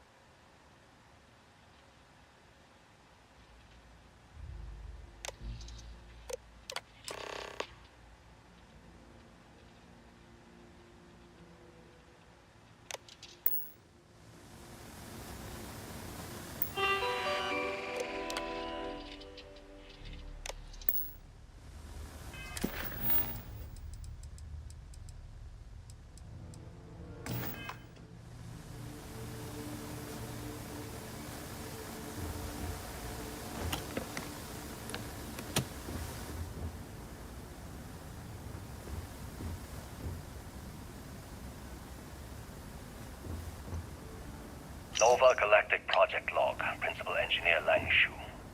I admit, this is not the most disciplined team I've ever run. Malcolm keeps stealing computational time on Voltaire and thinks I don't know this. And Sabina's been distracted lately, but won't tell anyone why. I really should demand answers from both of them. But honestly, I'm too preoccupied with this contract. We all are. Despite anything going on in our personal lives, there's something special about what we're building here. Voltaire really is something else. A supercomputer so powerful they put it on the damn moon to keep it cool. Although by that logic they should be running it purely in the vacuum of space. But hey, good marketing material. I've been spending some off hours running some dumb simulations, just because I can. My favorite so far is simulating the sound of every duck on Earth quacking after receiving a piece of bread. You didn't know you wanted a real-time sim of feeding all the ducks, but now you have it. You're welcome, humanity. You ever get jealous? You know, the crew in the shipyard? Building the actual vessels that are gonna travel the stars? We're literally on a base on the moon. Oh, come on, Sabina. I'm trying to share my dreams here. Well, your dreams are always out there and never here where the rest of us live.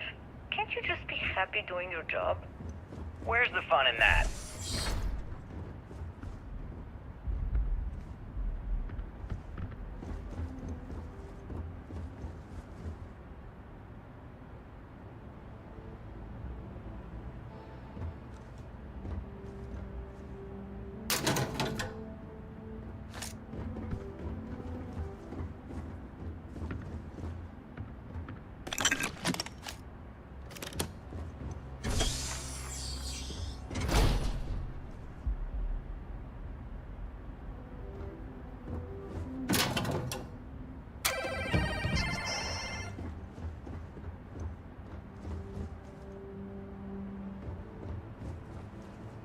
Okay, confession time.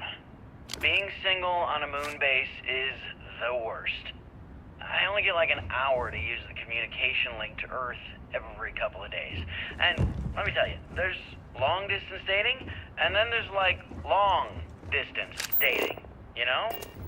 Oh, hey there, I'm a scientist, deadly employed, willing to take you out for coffee in like 6 months when I'm back from space. It's not a great opening line. You seriously can't get a date? You're an astronaut. Hey, no one asked you. Nova Galactic Project Log, Principal Engineer Lang Shu. Voltaire is being reconfigured for this new initiative. The math we're being asked to crunch is ambitious, even for a supercomputer.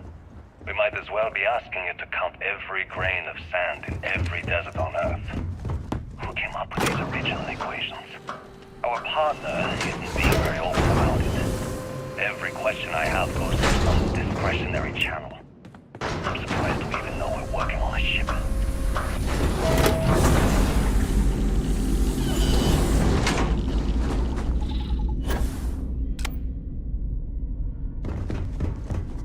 Engine spin-up time almost complete. Total time 5 minutes 22 seconds. Right on schedule. How are the helium-3 valves holding, Nova? We double-checked the leakage concerns this morning before the launch. All signs green. Any changes to the calculation sequence from Voltaire? No changes since we uploaded the last figures yesterday. It's a clean shot from here to Jupiter. One day the computer will be on board the spaceship. Just imagine that. One miracle of science at a time, Canaveral. Counting down in 5, 4, 3, 2, 1.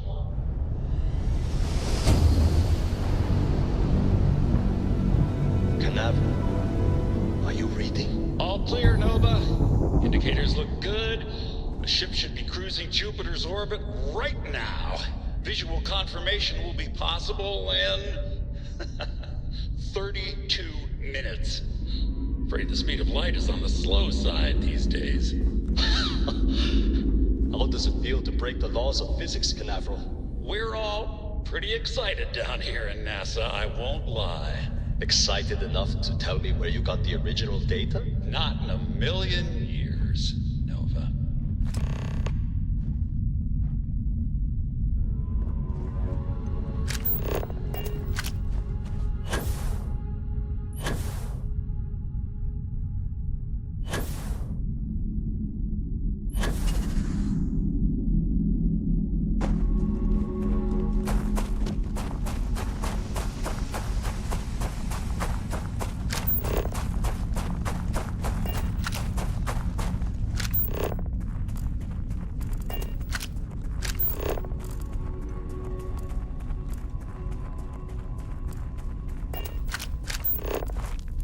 calibrated that thing.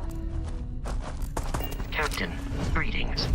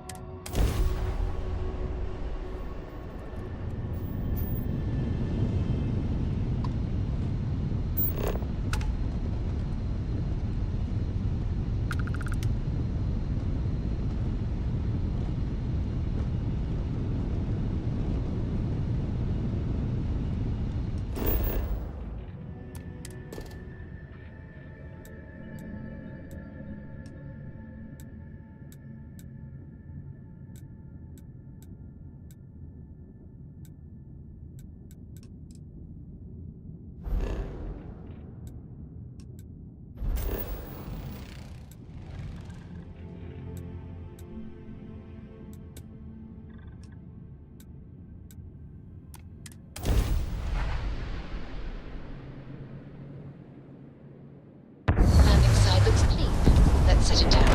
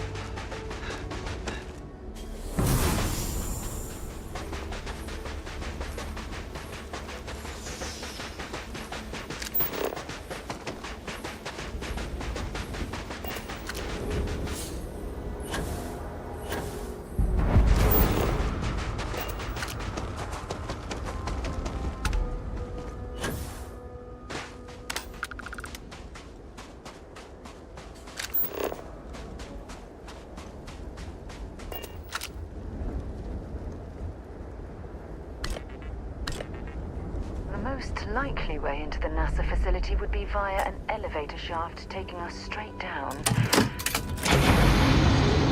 Operation.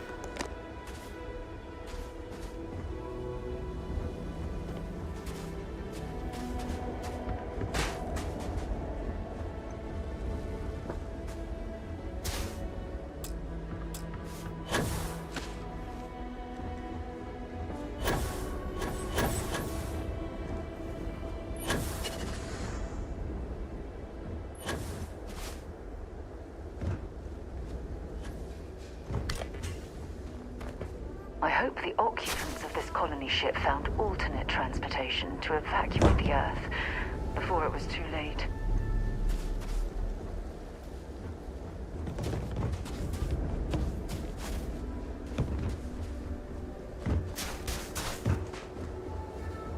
I've visited worlds with temperatures this low before, and it's never been a pleasant experience.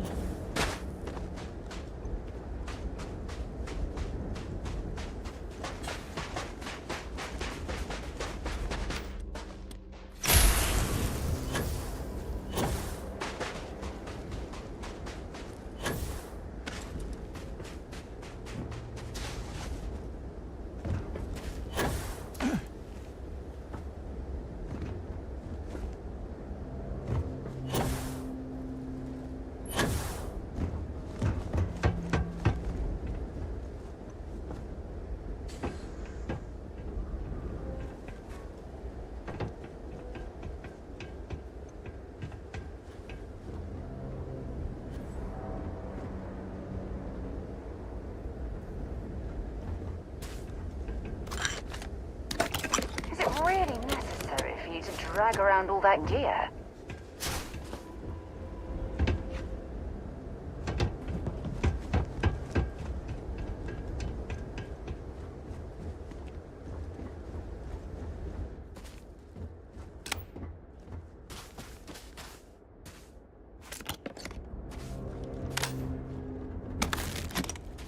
It's clear the gantry was in loading position.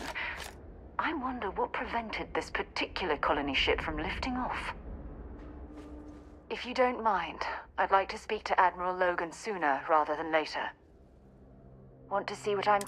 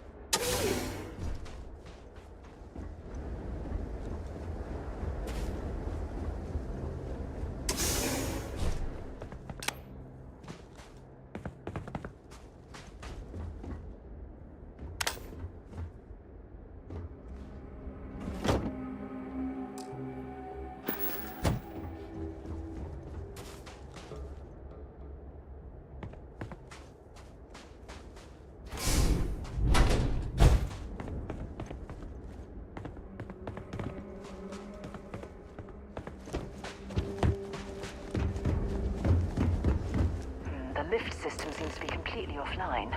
We should search for a way to restore the power and get it back into operation.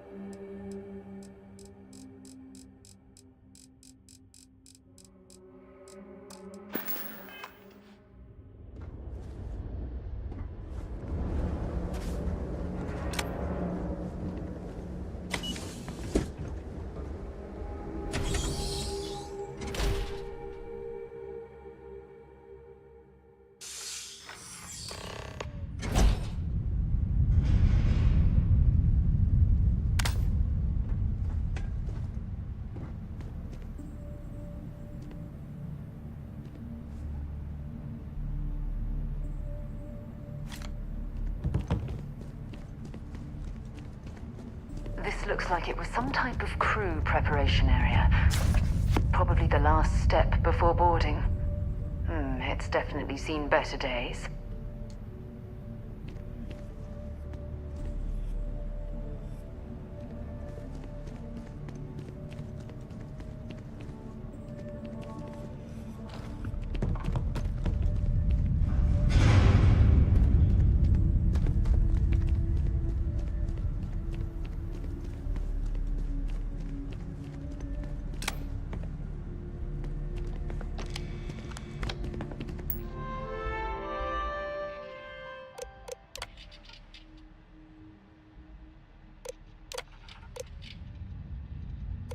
Station log.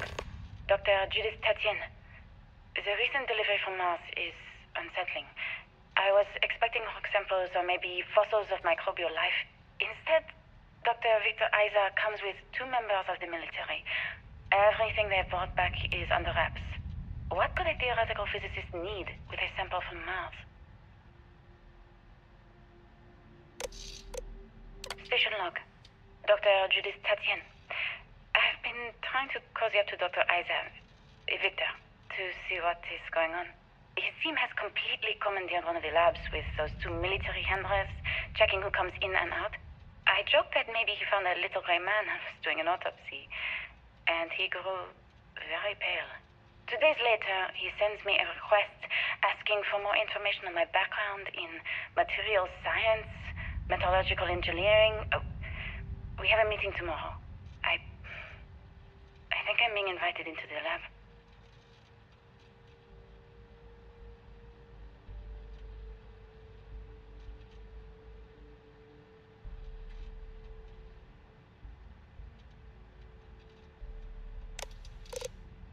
Station log. Dr. Judith Tatien. Station log. Dr. Judith Tatien. I have never been so nervous since I defended my dissertation. 4 hours talking to Victor and his team about theoretical metals, atomic bonding, even a half-hour divergence into magnetism that I'm pretty sure was just to throw me off the trail of what we were actually talking about. Then I got to see the lab.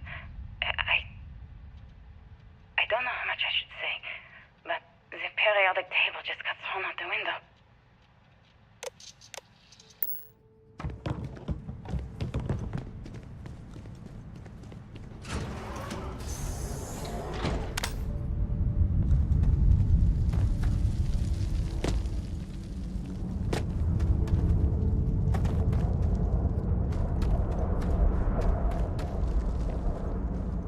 Look at all this structural damage.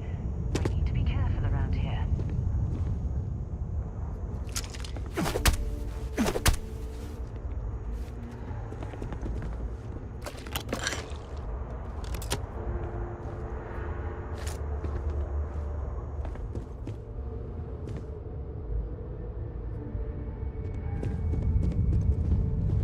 Oh my goodness. Some of the artifacts here are from the earliest years of NASA. Oh, what a shame all of this was left behind to deteriorate.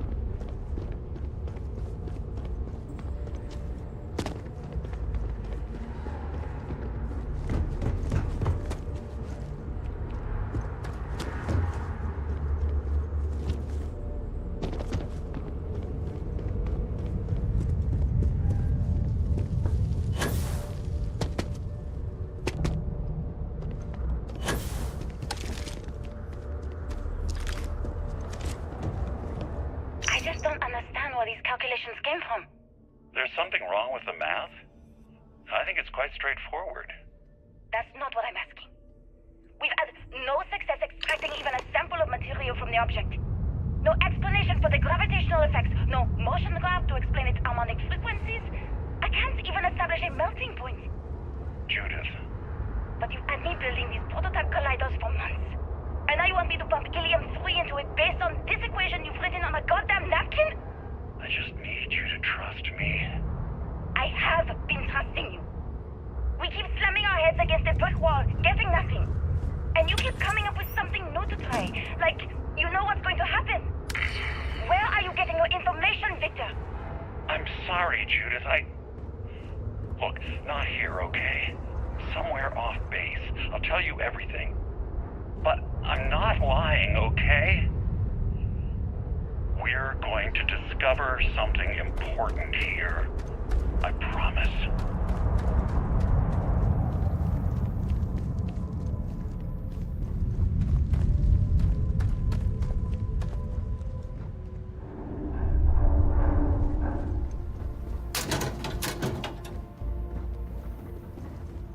They were clearly testing space habitat viability in this area. It seems as if they knew the inevitable was on the horizon.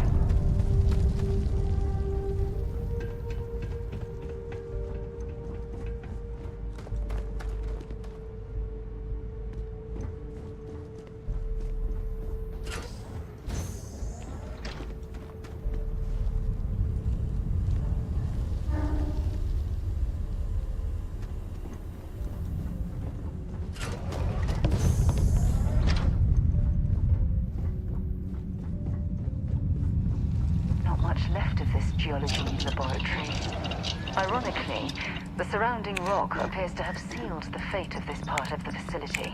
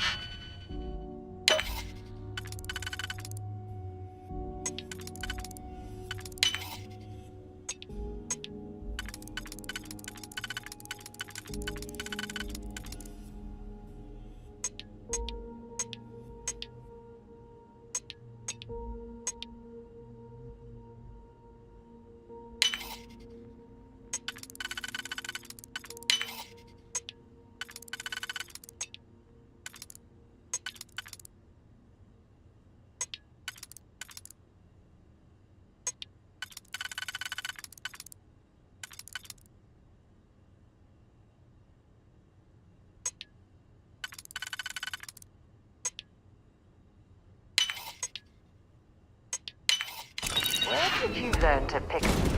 You know what, on second thought, I don't want to know.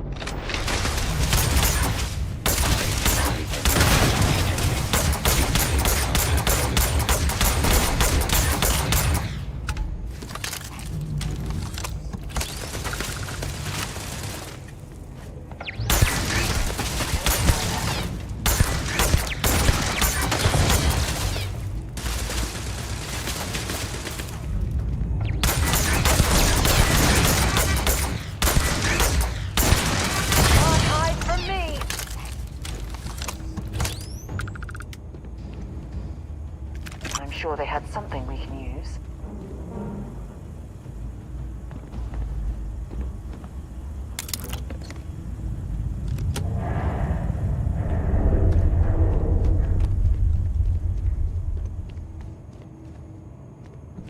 Well, look at that. It appears we've found one of Vasco's long-lost relatives. I'm sure he'll be thrilled to find out.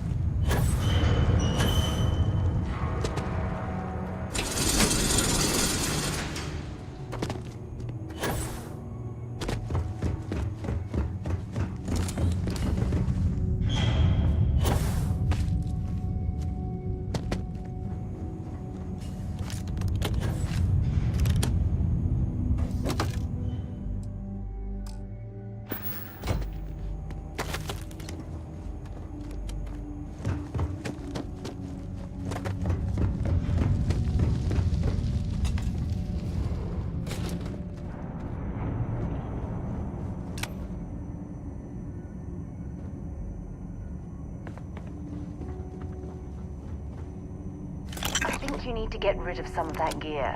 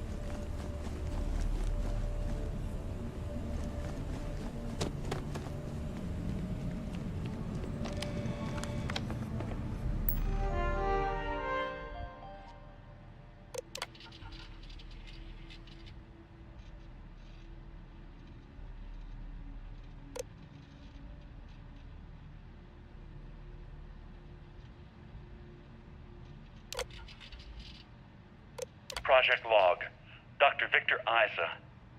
We turned on the prototype today. The gravitational field around it began to fold as we long suspected. Complete reversal of gravitational pull was observed on dozens of loose objects around the lab. I'm setting up a meeting with the directors to propose a larger test.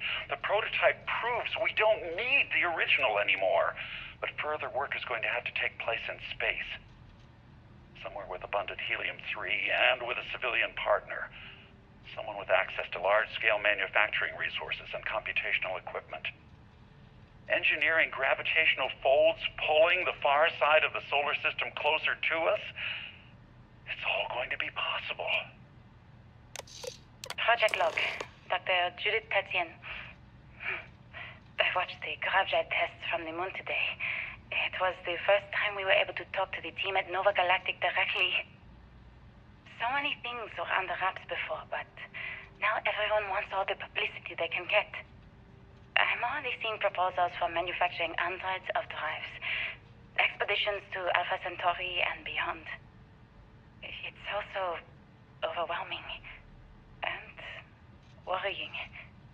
It could take years. Decades before we know what all the side effects of operating a grav drive can be. But no one wants to hear that right now. Like a bunch of pioneers racing towards the edges of the frontier without knowing about the grizzly bears in the mountains.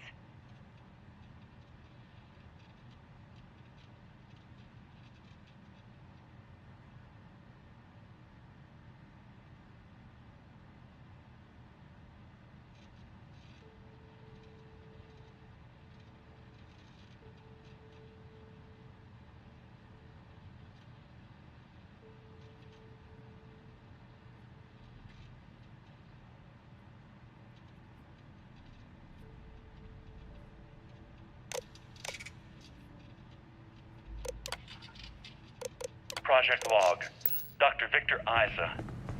We turned on the prototype today. The gravitational field around it began to fold as we long suspected. Complete complete reversal of gravitational pull was observed on dozens of loose objects around the lab. I'm setting up a meeting with the directors to propose a larger test. The prototype proves we don't need the original anymore. If there's a way to access the deeper sections of the storage area, I'm certain you'll find it. And with a civilian partner. Someone with access to large-scale manufacturing resources and computational equipment. Engineering gravitational folds pulling the far side of the solar system closer to us? It's all going to be possible.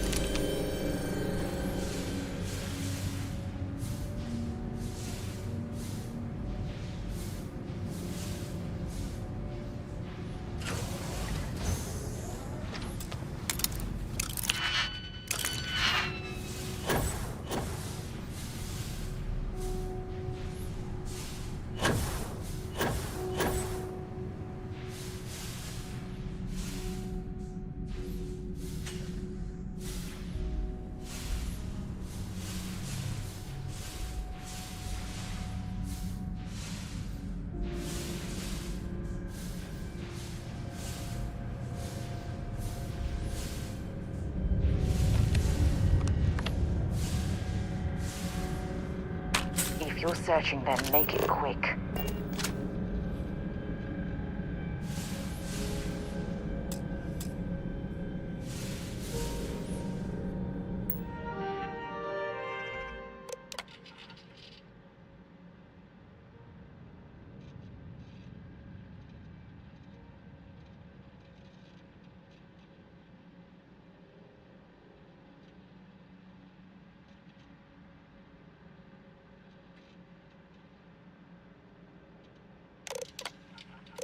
I never actually got to visit your labs back when we were working on the grav drive projects.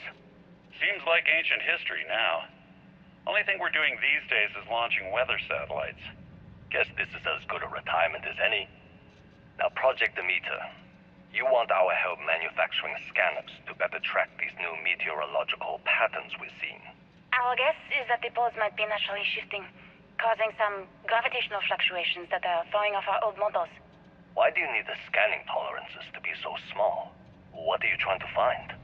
I just want to be sure. It's not like we're doing much these days anyway. The glory days are over. Why not give ourselves a challenge before they write us off in the history books?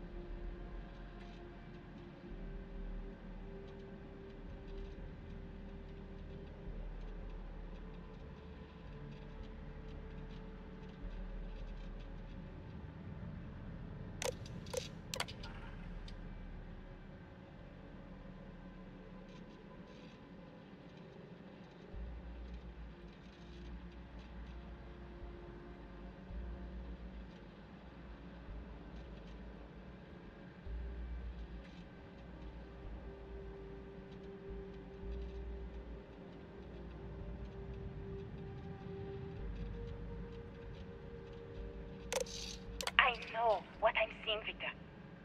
The data coming back from the satellites is very clear. It's the grav drives.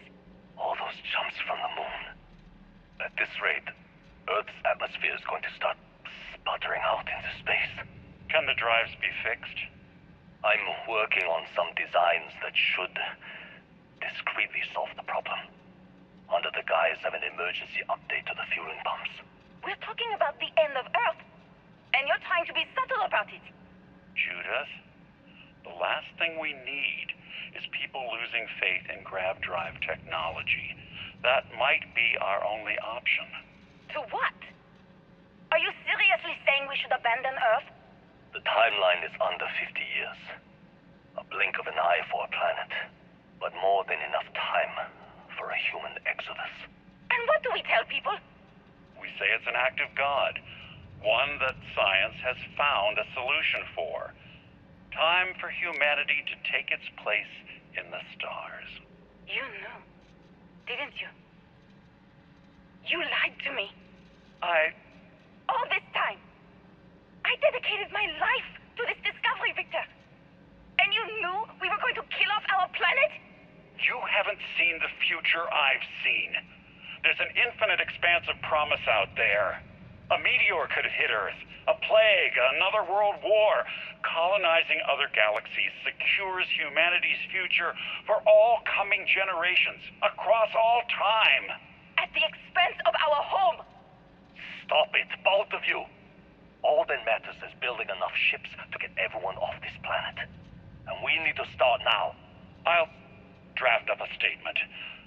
We'll need to address the entire international community. I'm sorry, Judith. There isn't a planet in this universe that will be far enough away from you, Victor. We are never speaking again after this is over.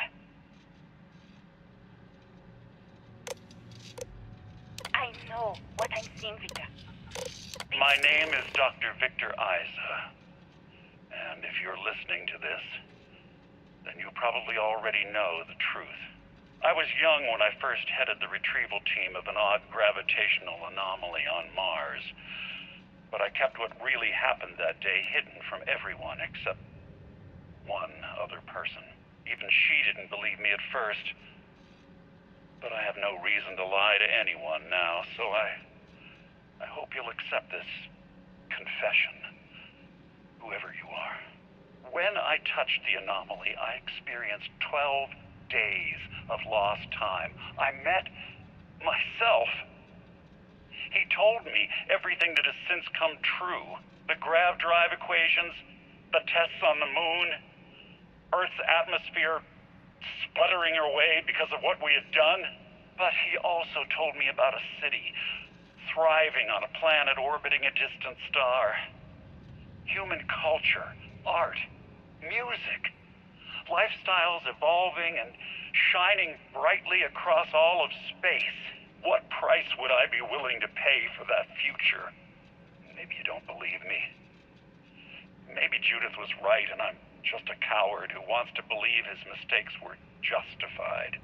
But everyone has forgotten about the real origins of the grav drive, this artifact from Mars. I hope you make better use of it than I did.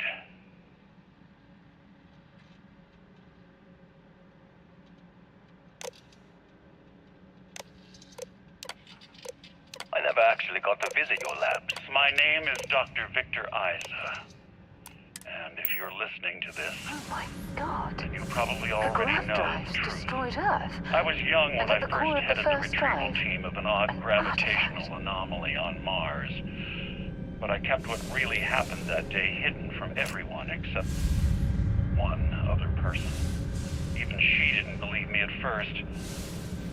But I have no reason to lie to anyone now, so I hope you'll accept this confession, whoever you are. When I touched the anomaly, I experienced 12 days of lost time. I met myself. He told me everything that has since come true. The grav drive equations, the tests on the moon, Earth's atmosphere sputtering away because of what we had done. But he also told me about a city thriving on a planet orbiting a distant star. Human culture, art, music, lifestyles evolving and shining brightly across all of space. What price would I be willing to pay for that future? Maybe you don't believe me. Maybe Judith was right and I'm just a coward who wants to believe his mistakes were justified. But everyone has forgotten about the real origins of the Grav Drive, this artifact from Mars. I hope you make better use of it than I did.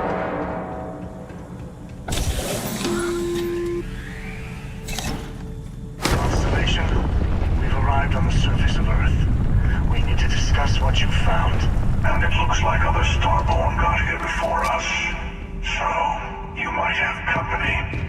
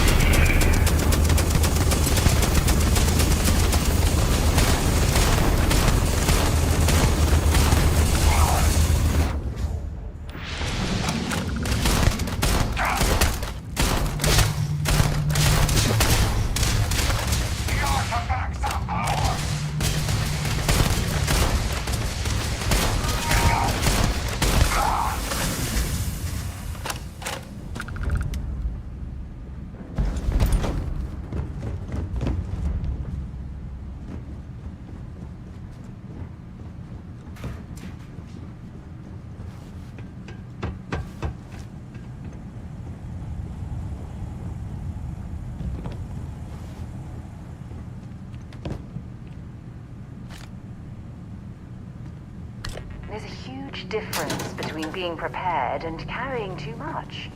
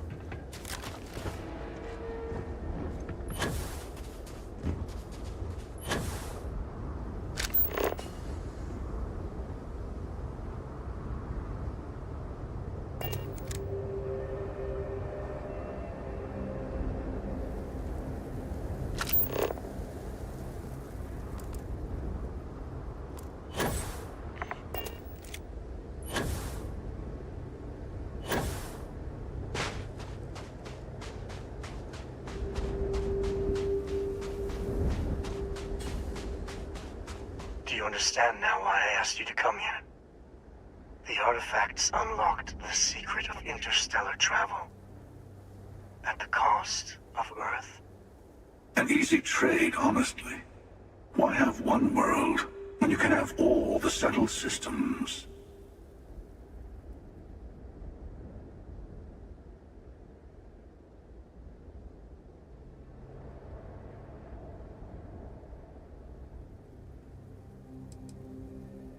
Every grav drive in the settled systems was built on technology that came from an artifact that was discovered on Mars. But these early drives shook the gravity field surrounding Earth. Eventually, the atmosphere started to slowly sputter away into space. That is why Earth is uninhabitable. The artifact gave the scientists a greater understanding of time and space, but not the wisdom to see where that would lead. The settled systems wouldn't exist without the artifacts, in other words. We owe what happened here in NASA a great debt.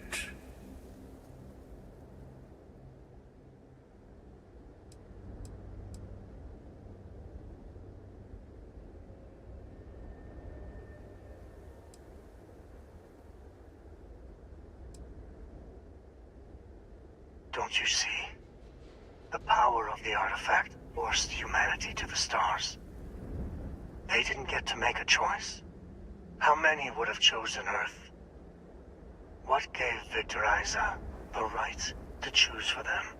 You see the hypocrisy in what the emissary is saying, right? They don't want to rob people of their free will, but then they steal the artifacts for themselves. In the wrong hands, the power of the artifacts can make anyone a tyrant. That is why we watch over them. The only thing you are watching out for is yourself.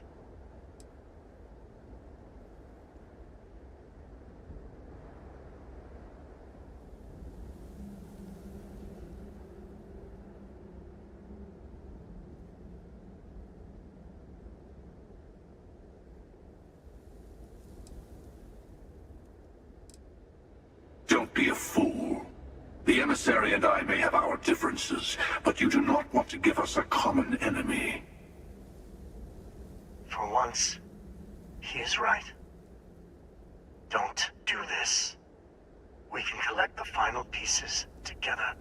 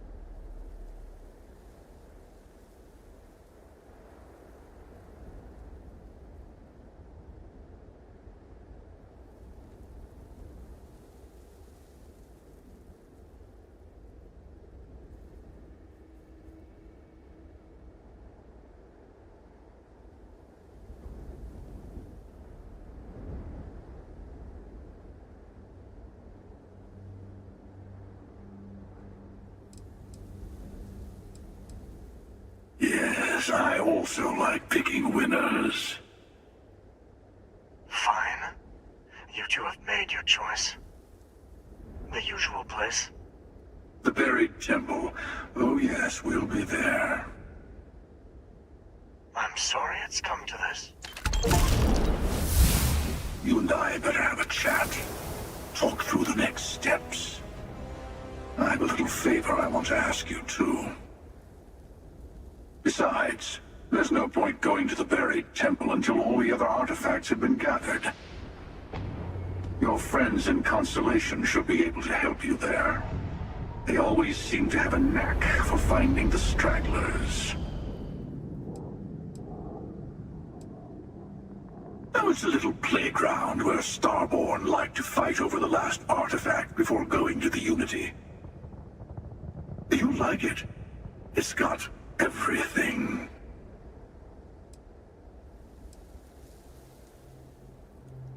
No, this is how it works. Trust me.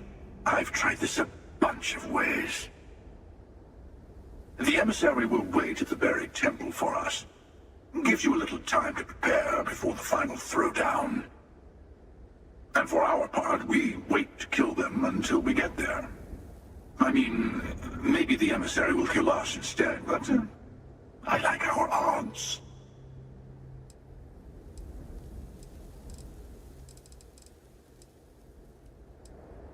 Oh, I'm not missing this. I'll be meeting you there. Keeper Aquilus, my illustrious counterpart. He's a loose end that needs tying.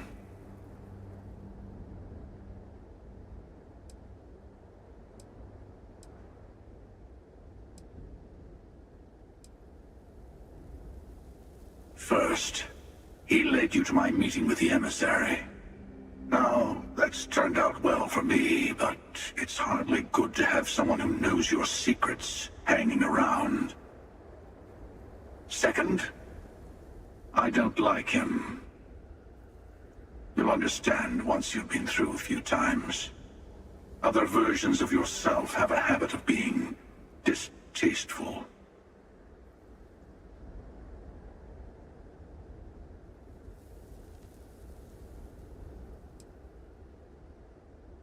On the contrary, it cements my trust in you. Sorry to be pushy in the beginning of our partnership, but I insist. Let me take in this moment. It's not every day you get to send an assassin after yourself.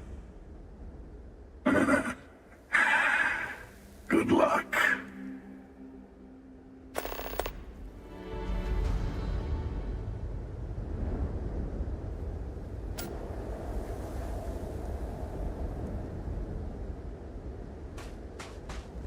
Yes, more questions?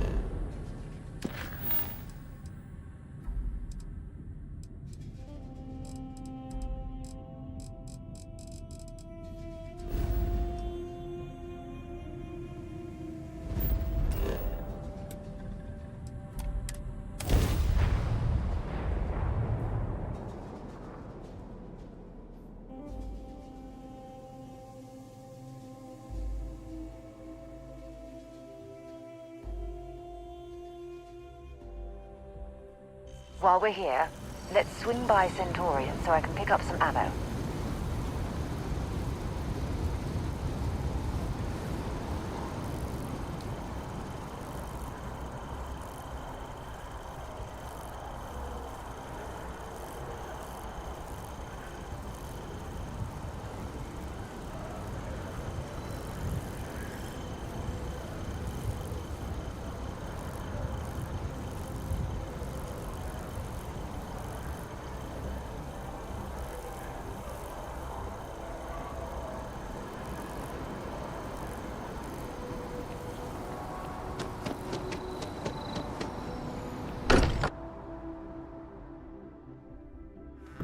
Mind bunking on the ship, but nothing is better than unwinding in your own quarters.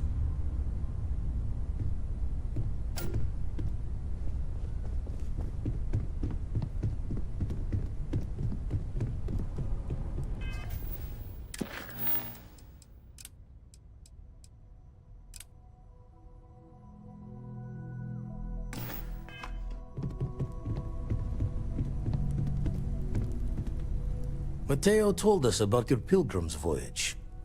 You found it, didn't you? The meaning of unity.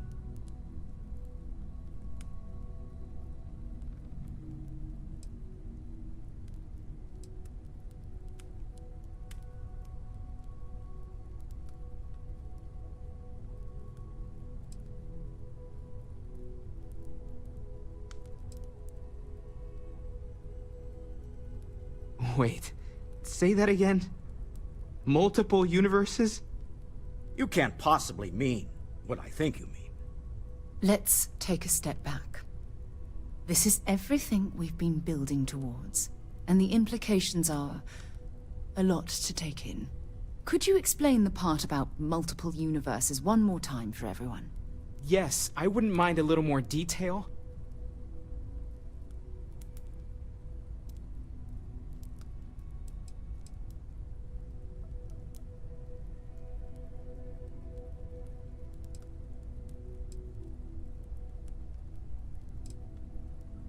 And that's why the Starborn want the artifacts so desperately. They're the keys to unlocking the infinite. I don't even want to think about the physiological changes you'd need to travel between universes. Plus what it would do to the mind? Enlightenment? Or oblivion? Like the Hunter. You have the opportunity to reach the closest thing to your god that might exist. And you're second-guessing it? One doesn't approach the afterlife without some trepidation.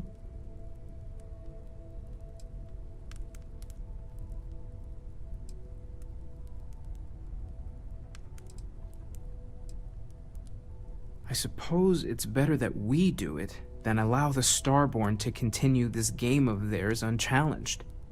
Everyone stay focused. We're still in this to discover the unknown, even if that unknown has just gotten infinitely larger. Not to make a sharp turn in a grand tale, but I got the eye fixed up. Bruised, but still blinking. Let me know when you're ready to follow up on what it's seen.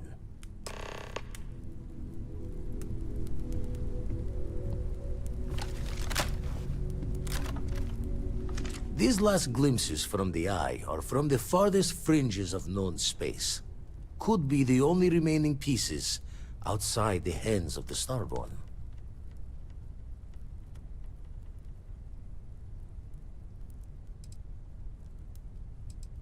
Catch a smile out there.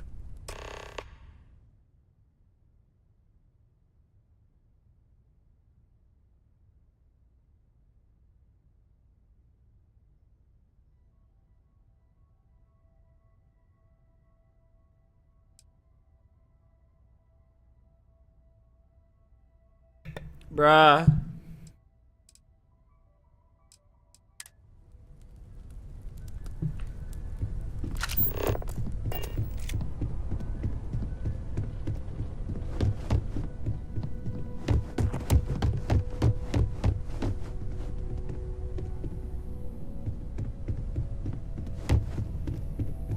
Everyone is staying in their room. Huh? Oh, sorry. I thought I had a grip on the situation. I'm not so sure anymore. the Sanctum Universum believes that God wanted us to travel the stars. That's gotten us here. Could this be the next step in that journey?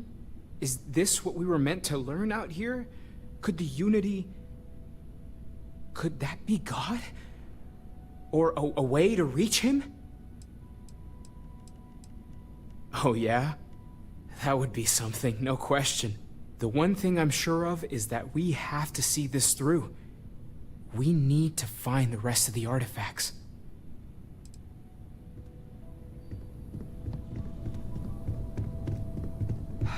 No more Starborn have shown up. Yet.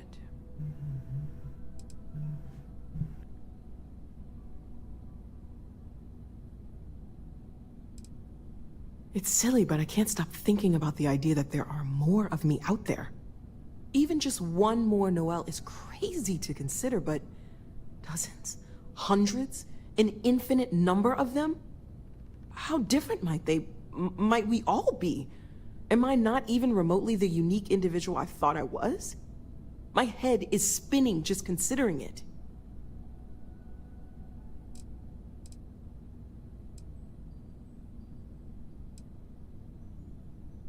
No, thank you. Okay, let's take a look.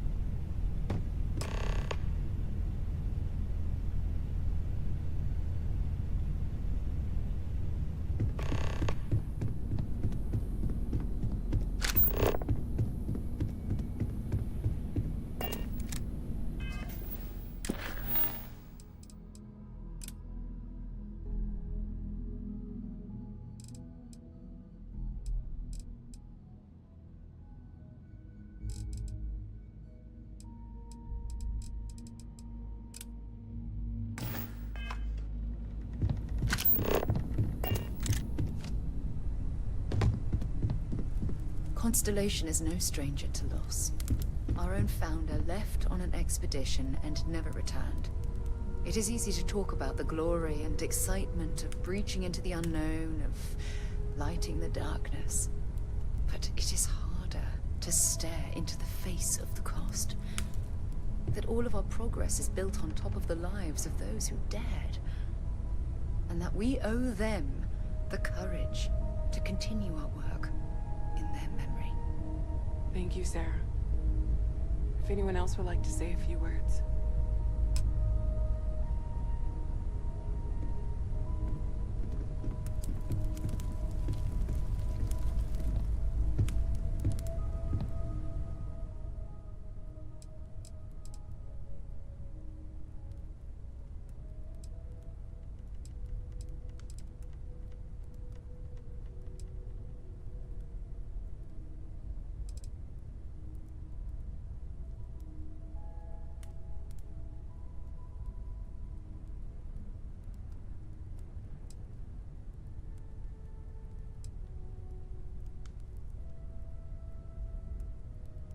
Thank you.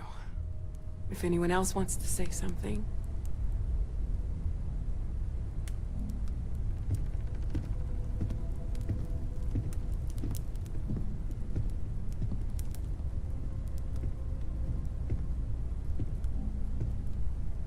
I thought maybe I would come up with something to say, but I've got nothing. So instead, I thought I would quote something that gave me comfort a long time ago. Is God real? The more proper question would be, is reality divine? Existence itself is a mystery which yearns to be uncovered. What is goodness but a comparison to the good? What is existence but a participation in being? For where the diversity of the universe inspires awe and wonder, it exists only in contrast to a simplicity so pure that it may only be understood as primordial and even divine. Our essence is what was imagined by its mind.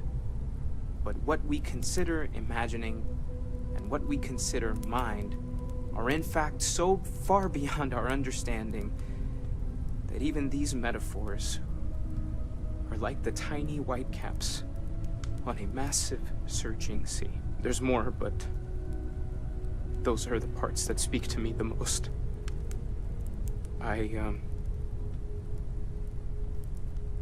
Thank you. That was really thoughtful, Mateo. Thank you. Does anyone else want to say anything?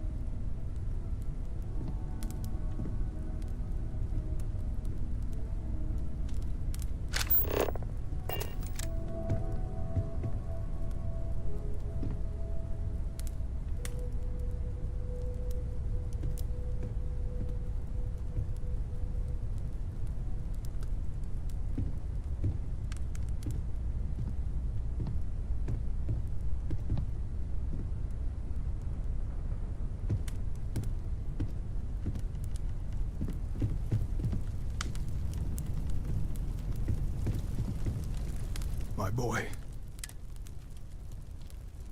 Should be me buried in the ground.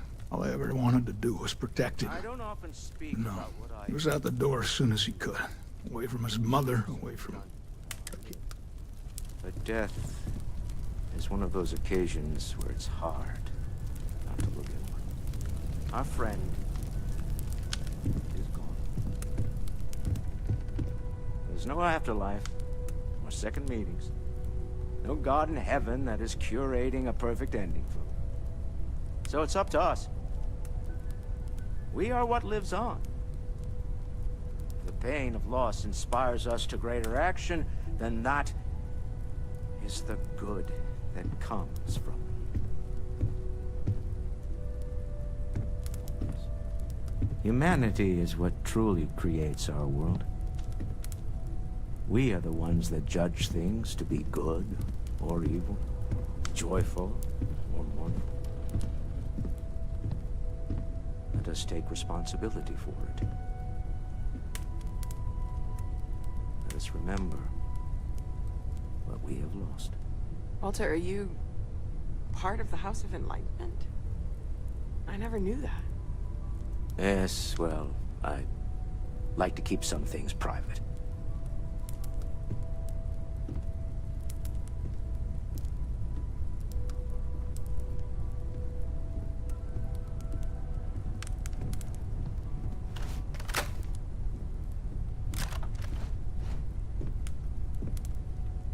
You all might not like thinking about this, but when we die, everything about us breaks down, decomposes, gets eaten up by insects and microbes. Or due to the lack of a biosphere, we are simply carried away by space and time until we sizzle in a distant sun's corona or get pulled in some gravitational field and coalesce with other debris. Not comforting, huh? But I disagree. Do you know what I find uncomfortable? The thought that after I die, the universe is just going to stand still forever. Could you imagine? The fact is that the universe goes on, that life goes on, that things do not just sit still. That right there is the comfort that I need. Yeah, we die. And some people go way before they should. But the universe doesn't care. Not because it's evil, but because it's infinite, ever expanding. And who wouldn't want to be a part of infinity? Even if it's just for a short while. Listen, we don't worry about ourselves before we were born, do we? Of course not. We emerge from the universe as we return to it. And for one beautiful moment, we are here, together. Yes, that certainly was an interesting perspective, Barrett.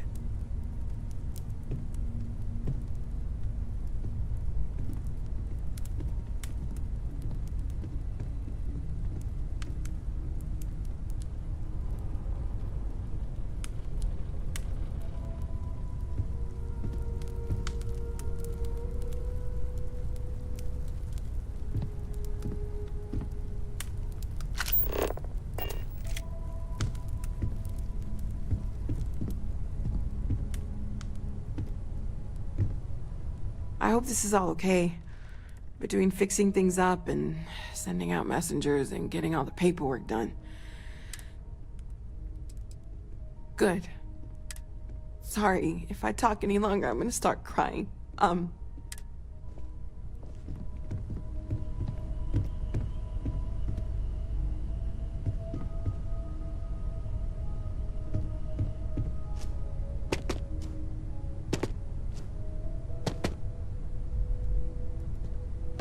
You know, what you're feeling right now is a chemical reaction whose evolutionary goal is promoting social cohesion. Never seems to work for me. No matter how many times I do this, I feel less attached, not more.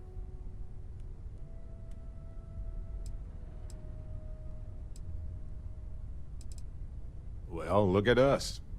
Two lone wolves howling at the moon on the same night. You know, if there's one piece of advice I can actually give you, it's that lost loved ones have a way of coming back to you. One day you'll be sweeping out some old shelf or digging through a desk, and there it'll be. Some old paperweight of theirs.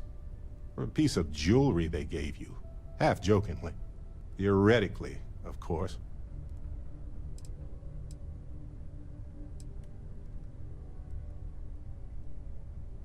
You're welcome.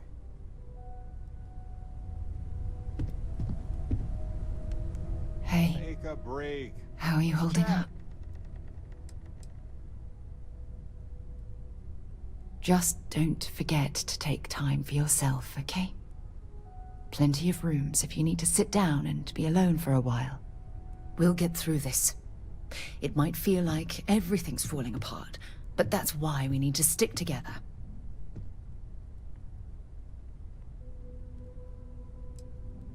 We all have to get through this our own way. Don't worry about me. Really, I'll be fine. I have something I need to discuss with you.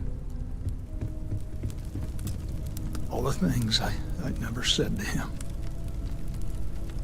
My boy. I've lost my boy. I hope this was enough. It's pretty simple.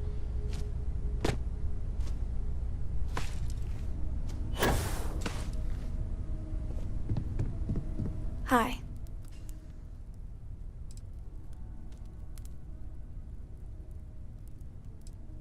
No.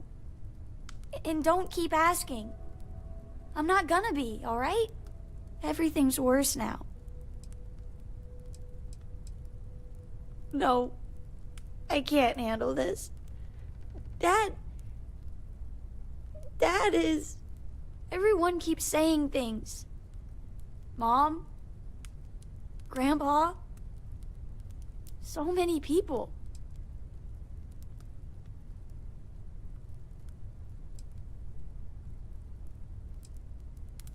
Huh. Are we supposed to feel better? Just because we're all in one place?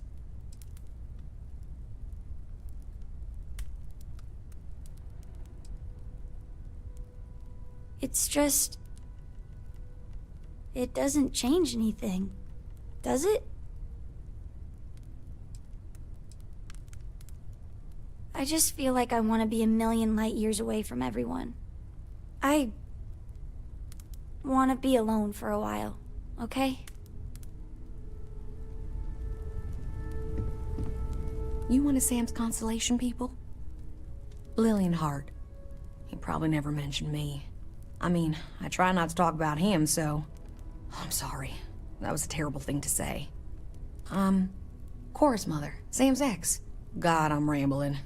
Look, I don't know who I should speak to about this, but Cora and I talked, and she's coming to live with me.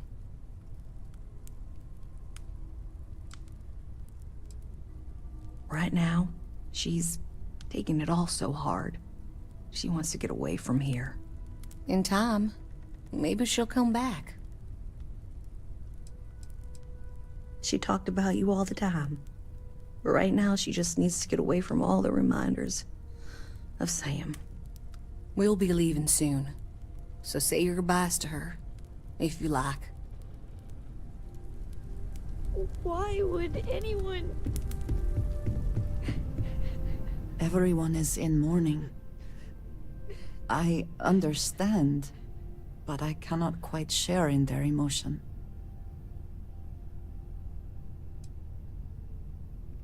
I have seen death.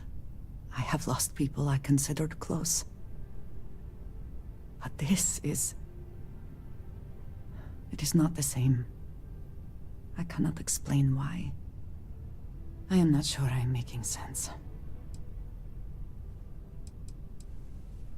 Thank you.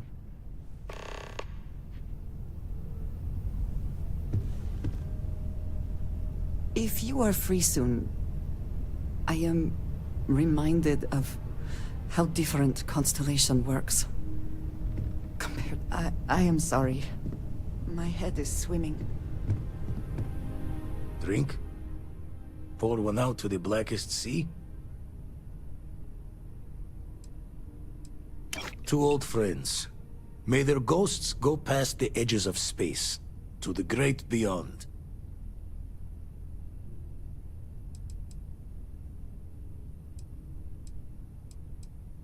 I...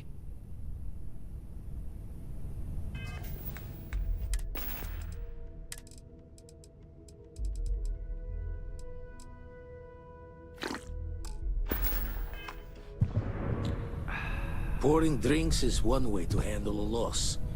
Stave off needing to look at the sad face in the mirror for a bit. This is harder than I expected.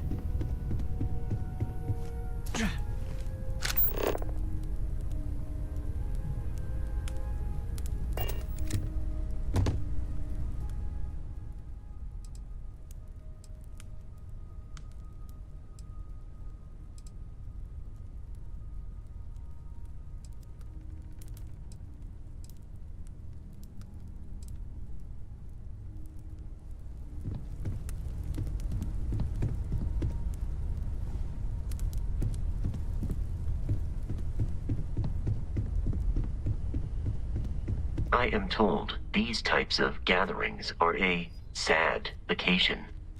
That assumption appears to be correct. No, I don't. I'm programmed to analyze sensory and biometric data, so I can cross-reference. But I do not feel, as you seem to imply. I appreciate you verifying my analysis, although I am certain my thanks will do little to improve your current psychological trauma. If you would like, though, I can add some consoling language to my programming.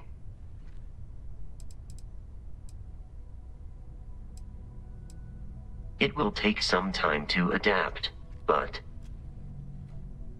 it will be okay. How was that? I will note that feedback for later.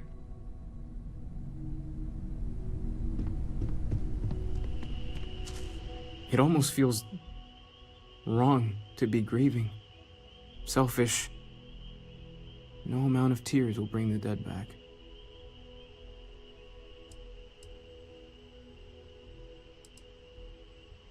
It's just easier to feel guilty, if you'll excuse me. Let's hope this is the last one of these I need to attend. Chat for a bit? Normally, I hate talking to people at funerals, but, well... You don't believe in the afterlife, do you? I mean, this might be the worst time to bring it up, but...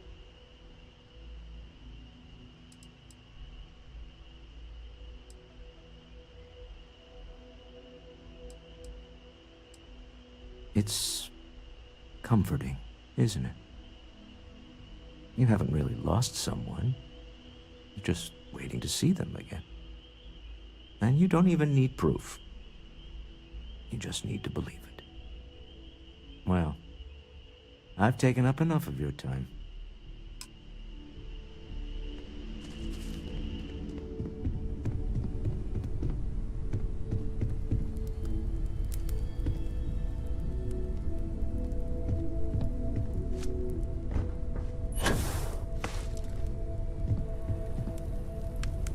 Sam.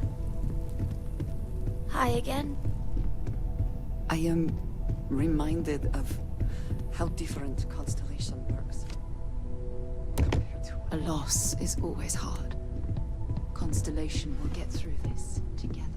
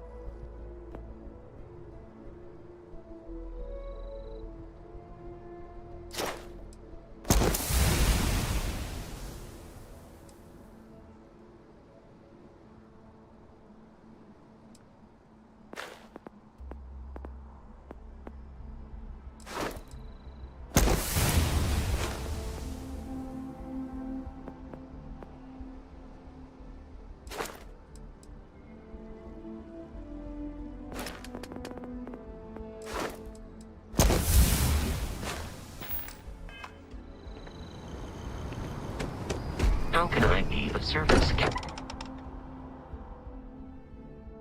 I wonder if when you have a few moments, there's something I'd like to discuss.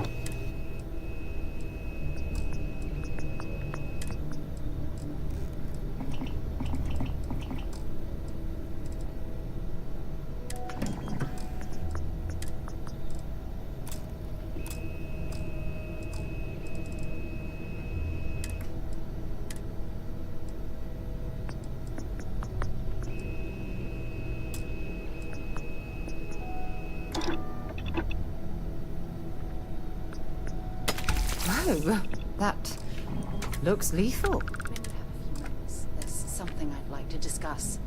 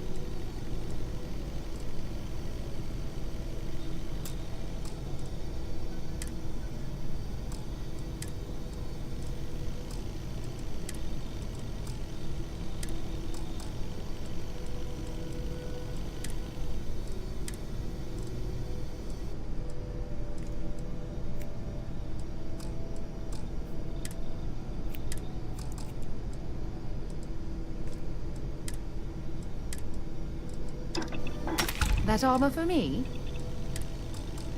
When you have a moment, I'd like to speak to you.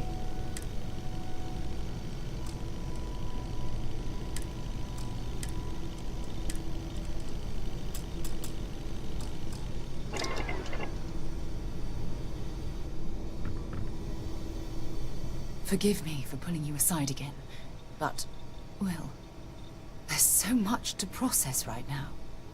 The emissary, the hunter, the unity, an entire multiverse. I can't even begin to wrap my head around it all. That's an understatement. The fact that we are the origin of the Starborn. Humans literally reborn by entering the Unity. The same, yet different. It's unbelievable. I feel like most of the knowledge we've amassed in the last few centuries about the universe has just been made obsolete.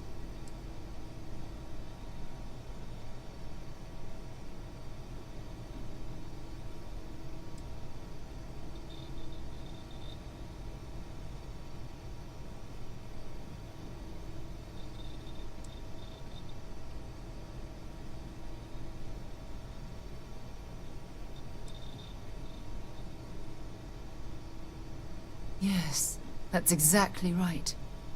Humans are clearly a victim of their own success. We've been pushing further and further outwards from our home, when we should have spent more time being prepared for the consequences. Our current problem relates closely to the nature of humans as a species. This rushed curiosity has led us to enter the Unity and become Starborn.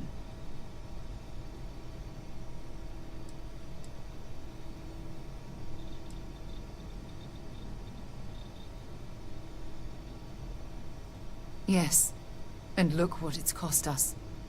Here we are, caught in the middle of some sort of needlessly violent crusade between the hunter and the emissary. You'd think that a technologically advanced society would have evolved past petty squabbling over something like the artifacts. It almost makes me wonder if entering the Unity has done them more harm than good.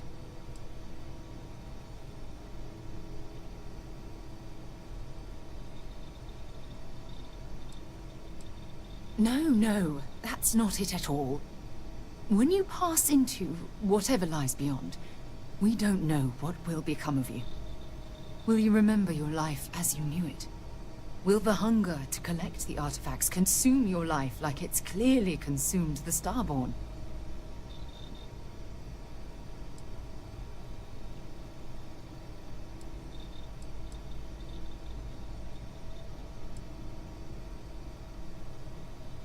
Of course not. I am, and always will be, an explorer at heart. My concern is how fundamental the change will be to ourselves as people. We don't even know if you'll remember anything about this conversation. I'm worried what that will mean between us. I'm just as curious to find out what's on the other side as well, but that's not the point. As the chair of Constellation, I want all of us to have this opportunity to explore the Unity. It would be the pinnacle exploration of our lives. However, after we enter the Unity, we'll likely evolve. You and I, as we stand here right now, will essentially cease to exist. The truth is, you're my friend, and I don't want to lose you.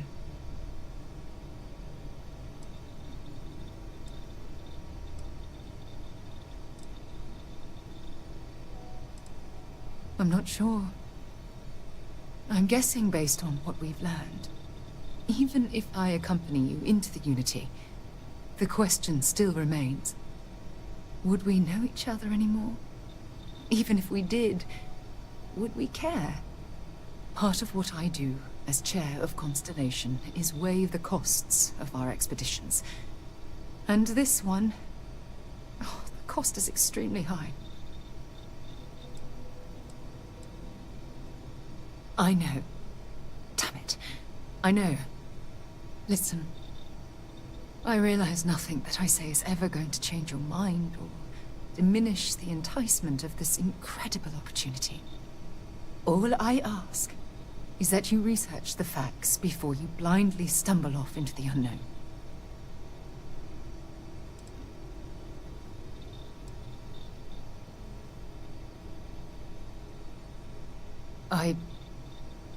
I don't know if I'm ready to make that leap, but knowing we'd be doing it hand in hand would certainly make it more comforting. Well, I suppose I've ruined the moment again, haven't I? I'm getting quite good at that lately. I'll let you get back to whatever you were doing. Just think what we discussed. I know I will.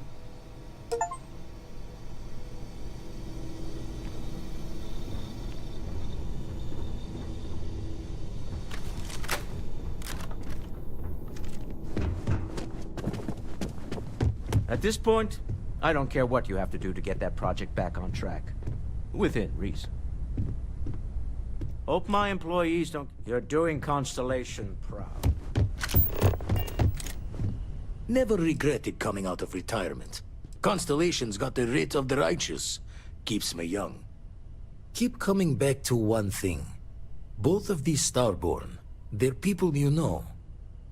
Only they're not the people you know. Say and do things the folks you know would never. Doesn't bode well for anyone stepping into the Unity. Or through it, or however it works. You consider what it might do to you?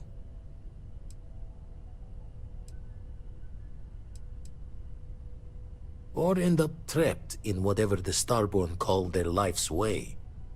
Whatever their differences, they both follow Obsession's guidance.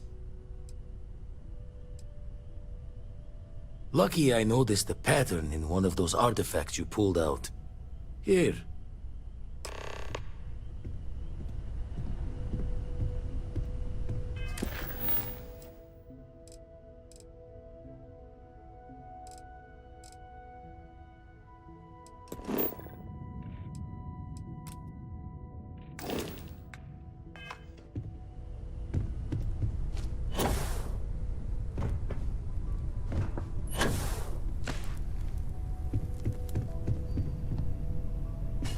What did you need?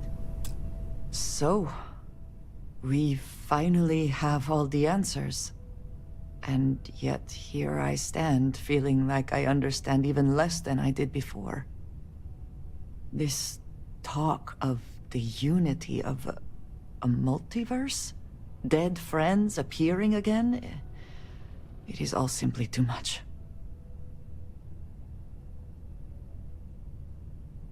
Does it? Perhaps you find all this satisfactory, but I am afraid I do not. We must take the word of a murderer and follow him into the Unity? What if it does nothing the Starborn have claimed?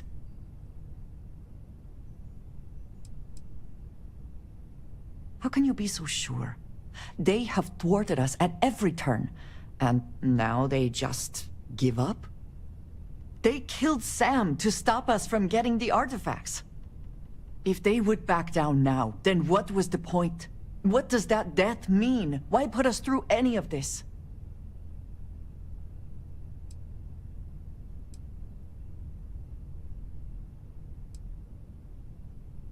Of course I want to support all of Constellation, you included. But this is... it is so much to consider.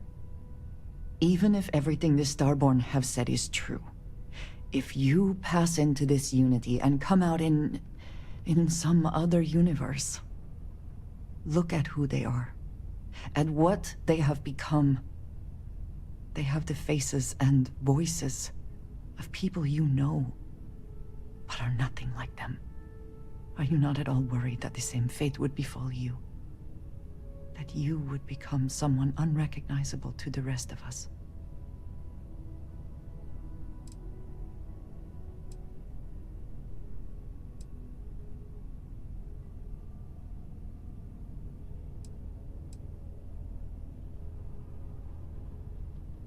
That feels very much like you are just trying to delay this conversation as long as possible.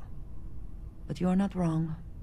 And certainly, at this point, we would not want the artifacts falling into any other hands. We should get back to it. Now that we know what to work towards, there's no time to waste. Did you need something? You do not need to ask me if you... Goodbye.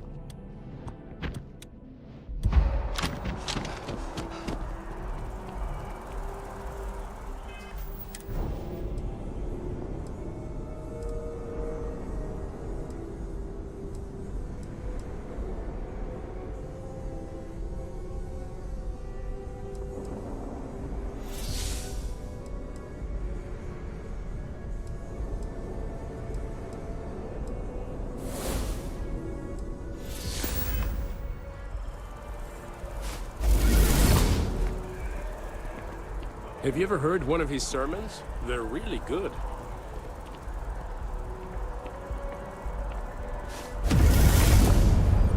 If you don't mind, I'd like to speak to Admiral Logan sooner rather than later.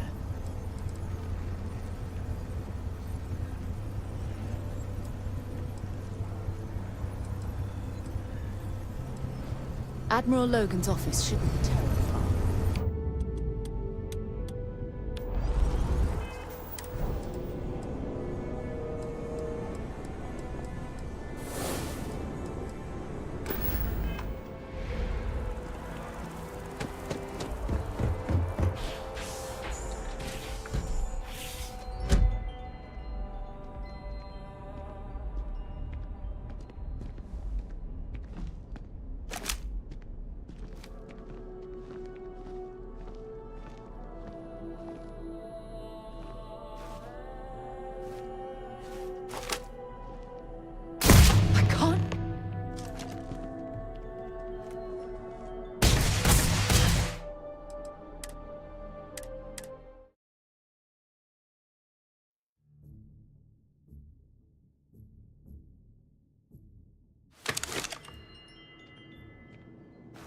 If you don't mind, I'd like to speak... You can't get rid of me that easily.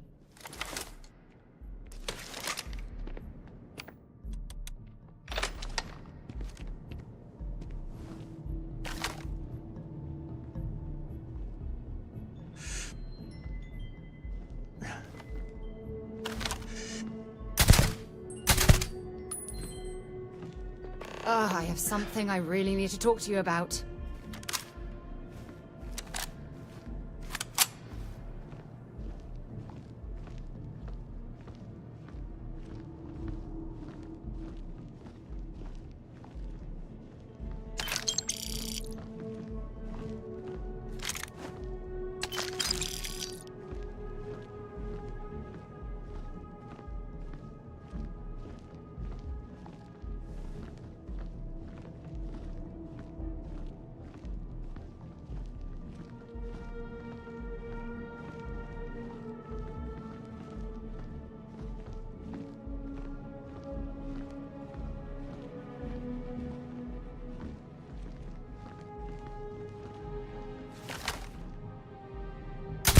We have to talk.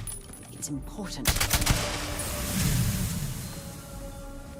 Don't you dare revel in this moment. What we've done here is horrible. The artifacts, the Unity, none of it was worth the cost.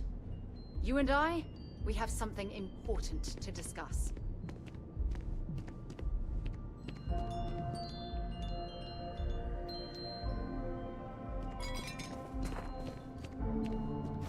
Hey, I need you to listen to me.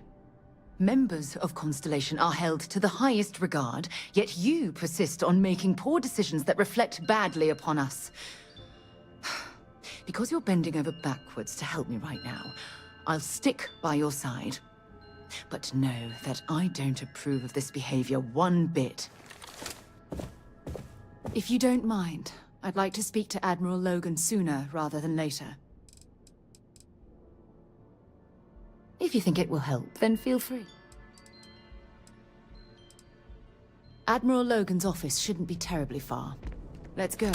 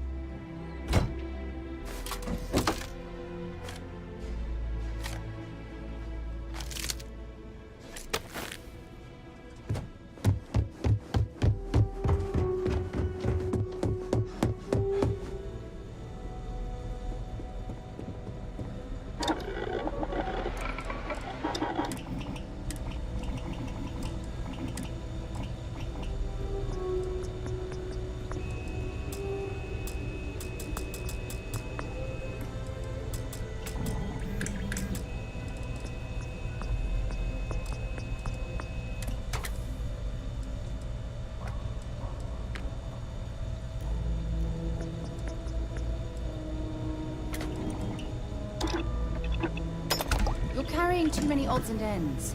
Time to get some.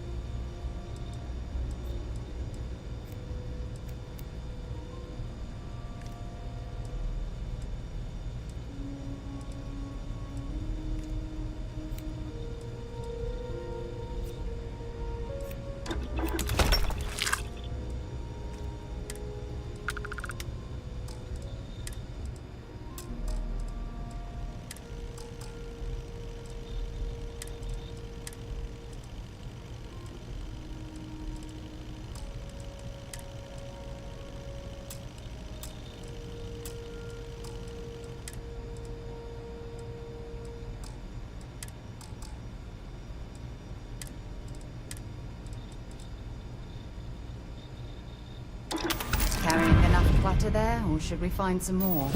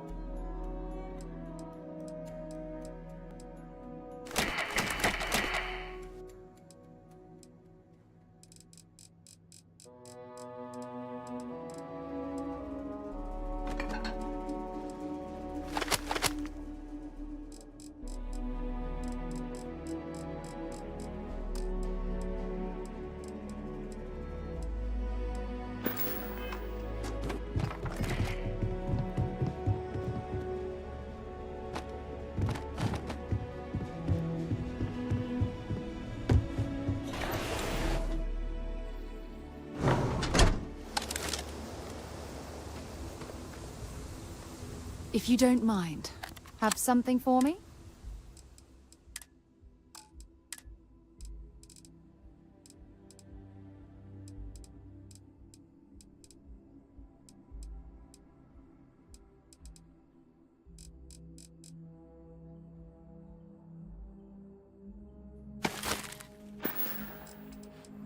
If you haven't...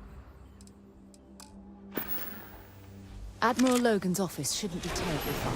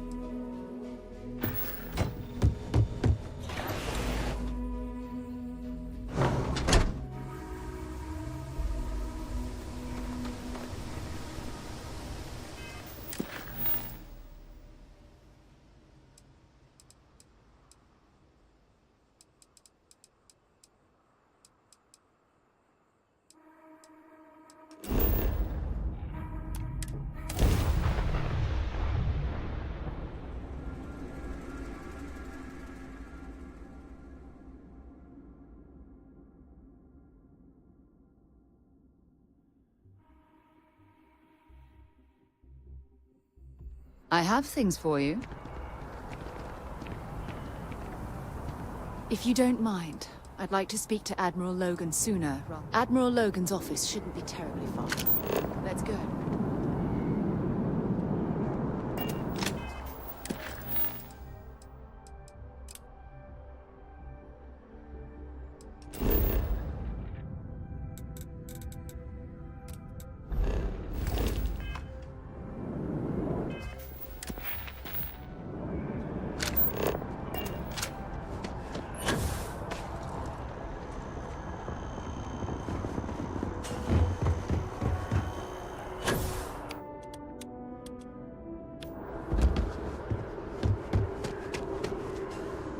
Only those on official United Colonies business.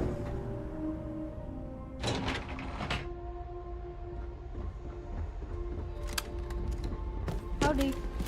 Hello. Those two systems are going to need another sweep. Don't want to take chances.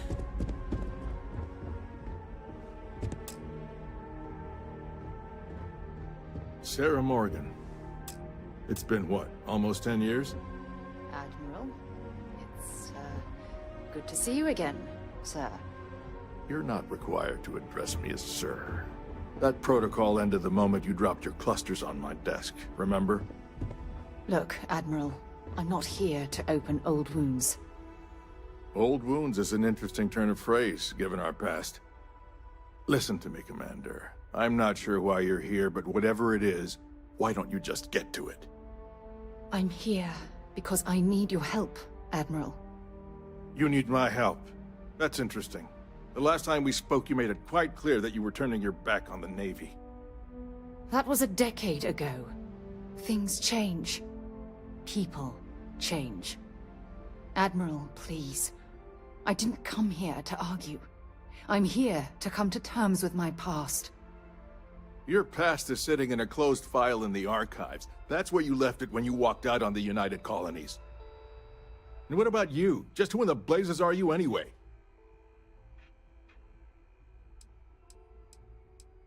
Well then, this presents us with a unique opportunity. An impartial view here could prove useful. Perhaps you could kindly explain to me why I shouldn't have the both of you escorted from the building.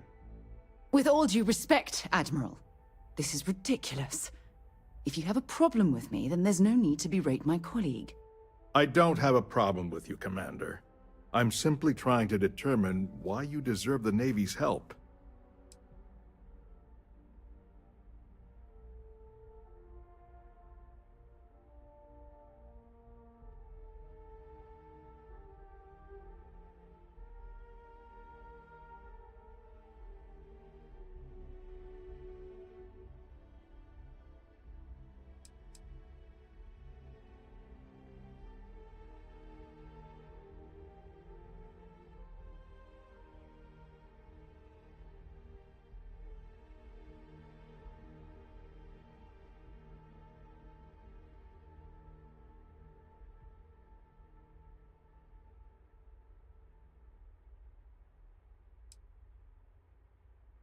I do have a Navy to run, you know? Interesting. Would you care to elaborate, Commander? It's about Cassiopeia, Admiral. I'm heading back there to find out what happened to the crew of the Dauntless, and hopefully, to bring their legacy home. That sounds like a dangerous operation. Are you certain it's worth the risk? I don't know.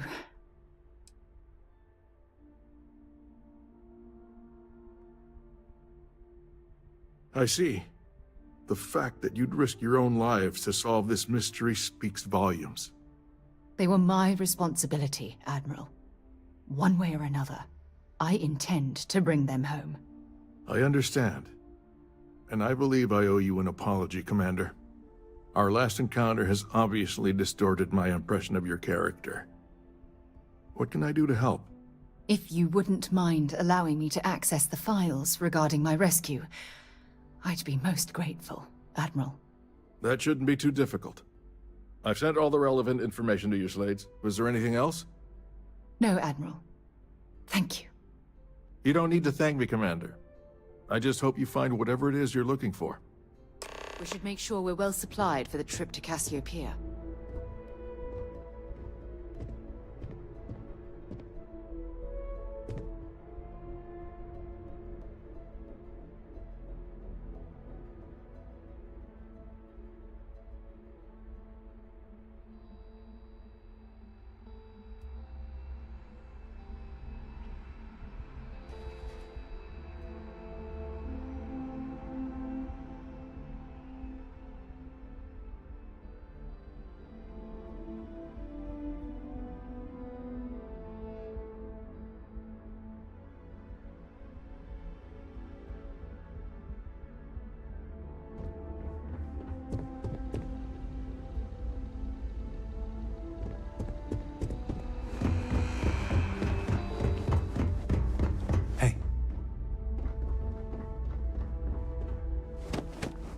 As always, we're fully committed to the ongoing success of the United Colonies. We're doing all we can. Hey! Give that back!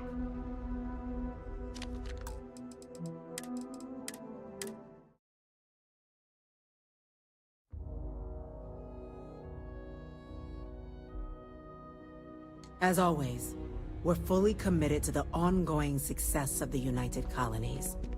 We're doing all we can.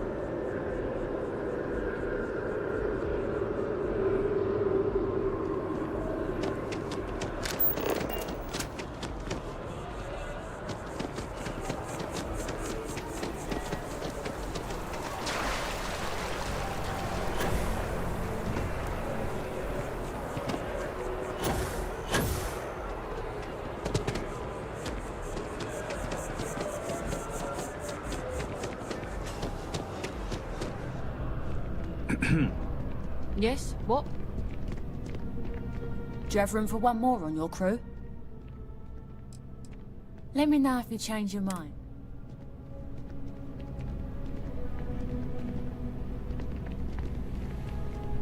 Hey there, new guy. Hope life is treating you well. Stop by anytime you'd like to catch up. Okay. Hello. Hey there! You look like the planet-hopping type. Got any room on your ship for someone like me? I guess that's goodbye then? Safe travels!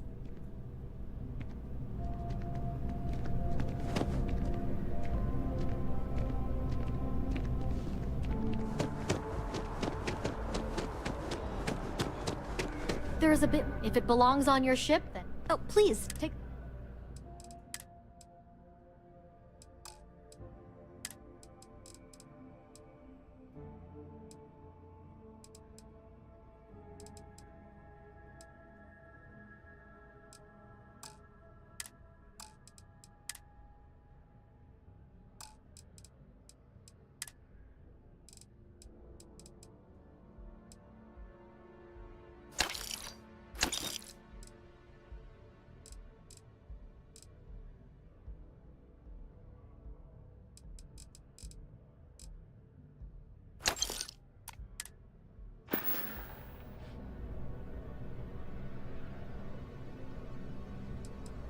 Oh, please, take...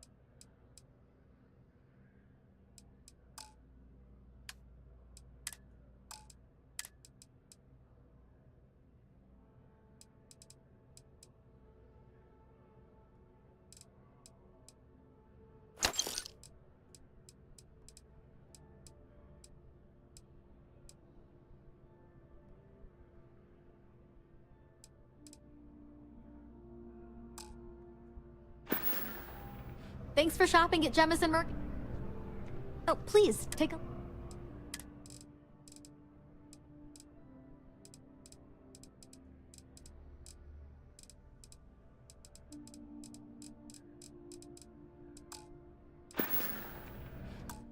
Thanks for coming in.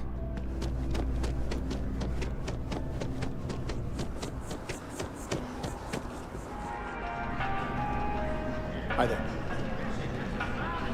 Excuse me. Nothing wrong with a simple bet. Well, as long as you win.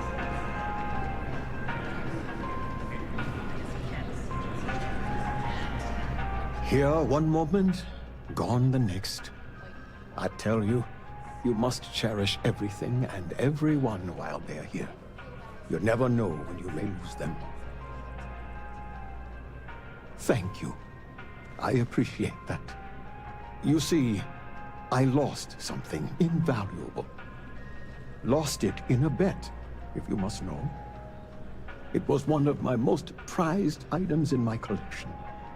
It was a gem. Priceless, no doubt. And its beauty was blinding. Life seems a little less bright without it. That scoundrel George St. George has it in his possession now. And knowing that fills me with such envy and anger.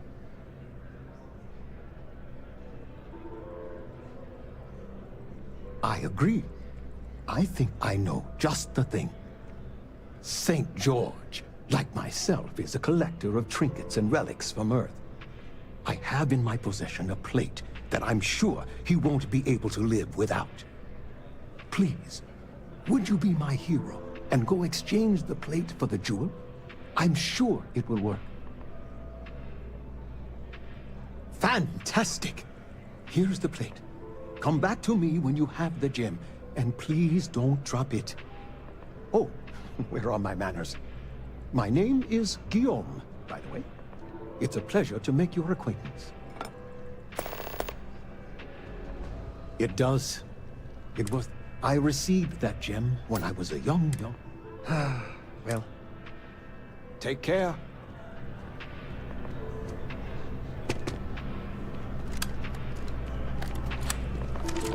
Yes?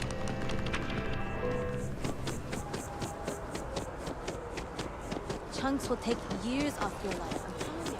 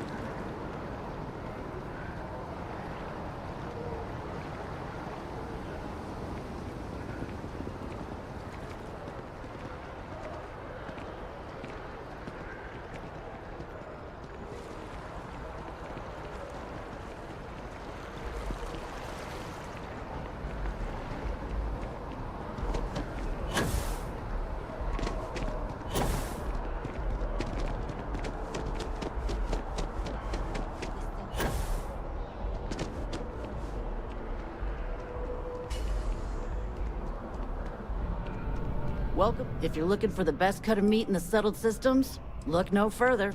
Why wouldn't you?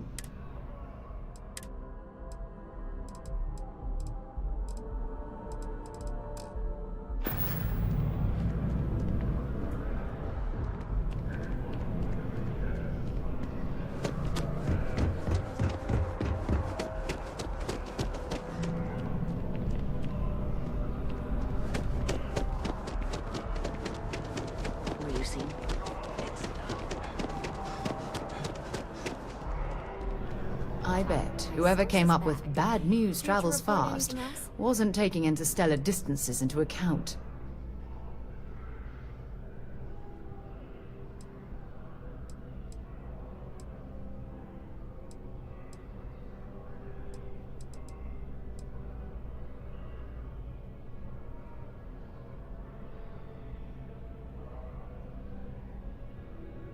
I already interviewed an ex-pirate about the robbery. But she was as reliable as good coffee around here. So you were there when it went down? What were you doing there? Why do I get the feeling you're often in that situation? Tell me about this Captain Petrov. I've heard he's a bit of an eccentric. What was your impression of him?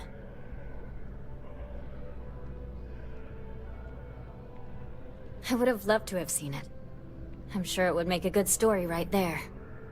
No one seems to know exactly what was stolen, but everyone agrees it was valuable. Care to shed some light on it?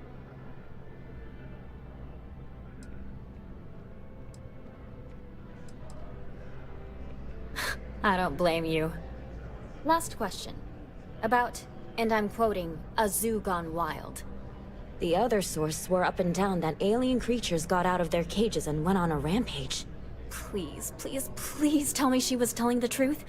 It's got to be some Aurora-induced hallucination. Some days, it is worth it to get out of bed. I love it. This is just a plain old good story. Check the newsfeed for it later. And here's your payment. You have another story for me? You certainly get around. I'm surprised that branch has any customers left the number of times it's been held up. But I thought the Rangers had finally managed to get a handle on it. I heard there was a standoff. That true? I hear the robbers are provided free of charge. All part of the service. What happened to the robbers? The Shaw gang? You did what?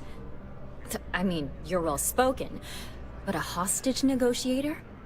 I'll do some research and make sure that checks out. These things are often messy. Any customers or Galbank staff get hurt? That's really good news. Usually, well, it's a different kind of story. You were there. You were involved in resolving it. Any comment on the Freestar Rangers?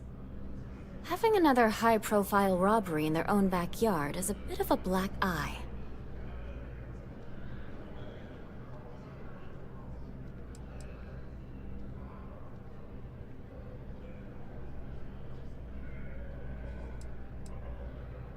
Huh. That's really good to know. Stories like this always fire up public outrage and appetite. Thanks for the interview. And take this. If you have a news story for me, I'm very happy to pay your... I'm working on an investigative piece about some of the businesses in the well right now. Trying to get a handle on how things are in that part of the city. I'm not sure the story will get off the ground, though. It'd probably be all for it if David asked. Tell me about it.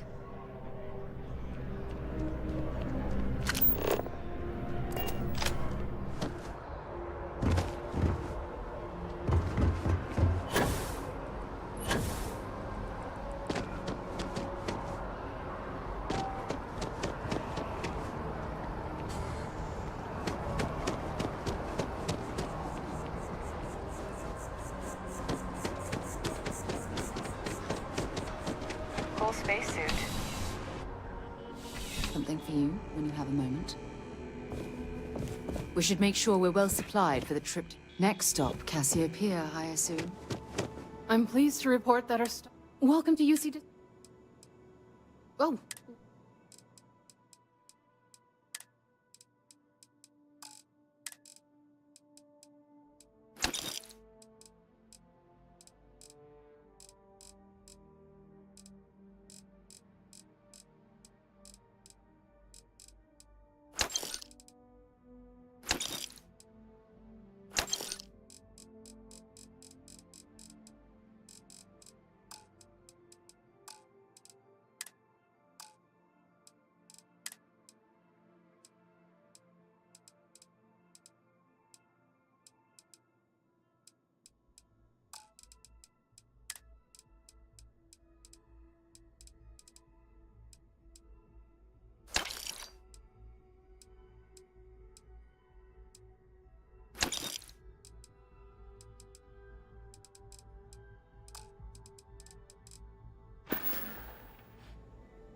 I hope we have...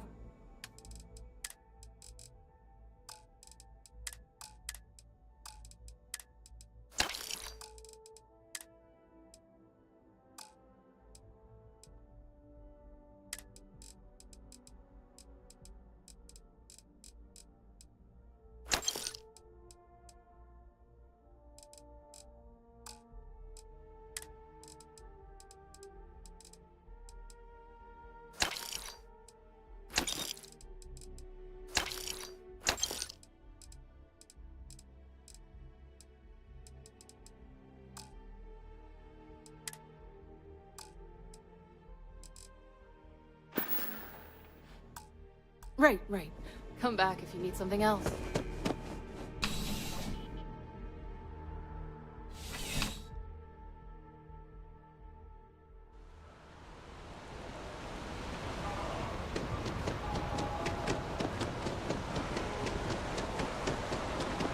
Happy birthday to me!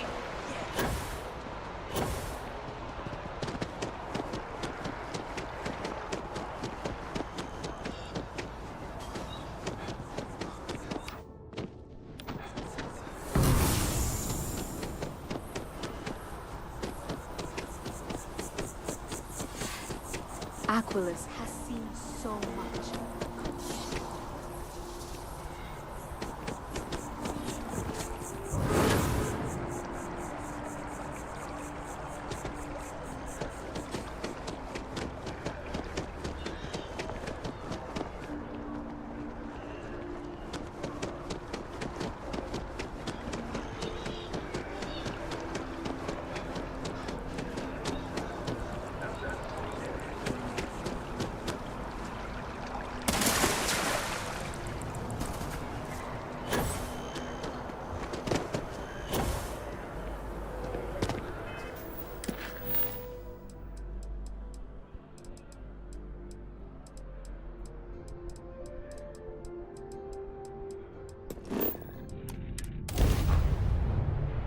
I have things for you.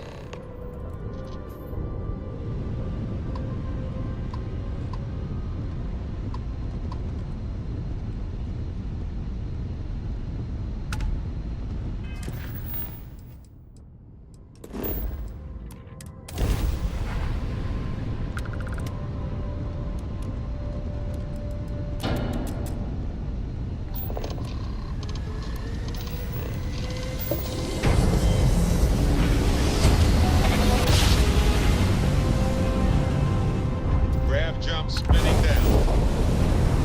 Just look at those stars.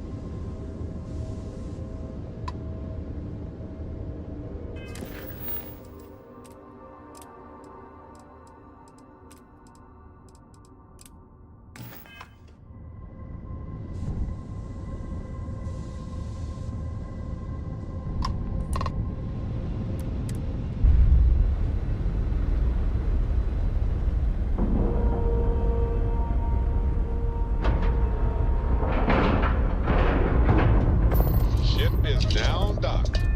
Perfect. Didn't even smudge the paint.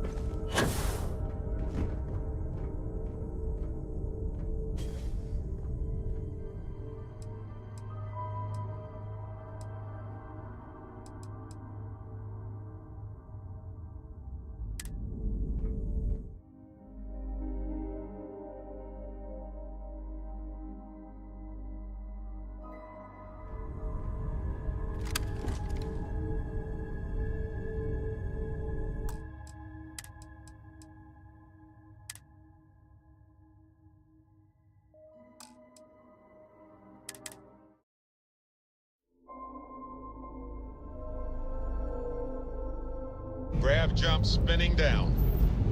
Will you just look at those stars?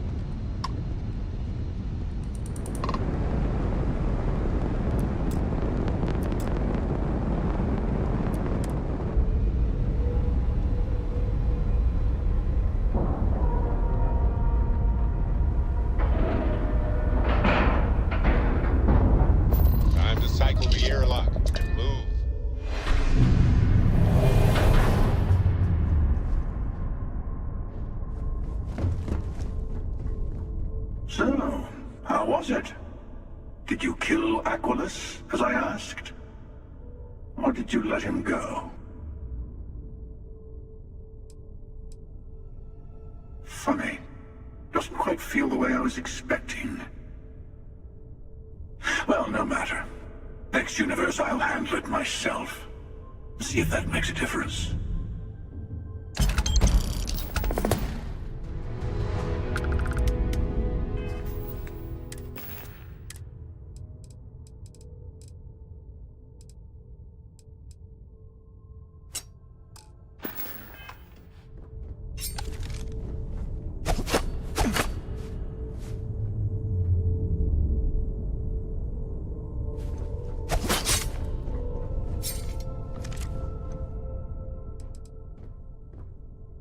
It'd be pointless.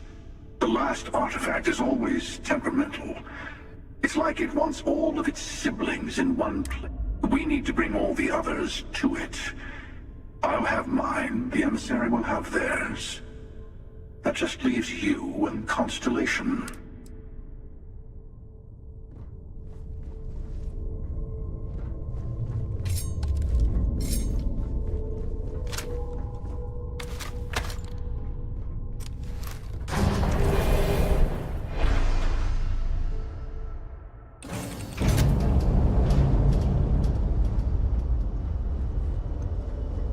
Let's get out there and do something new today, shall we?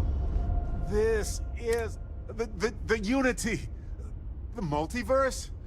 This is everything and more, literally. No kidding. Think of the dissertations. Boundless topics, no bounds. Except the books, they're bound.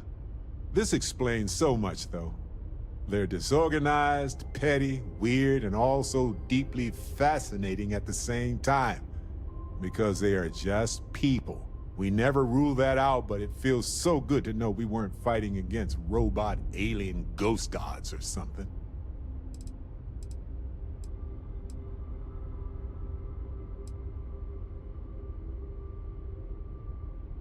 We should feel cheated. They hoarded this and used it against people in their quest for power.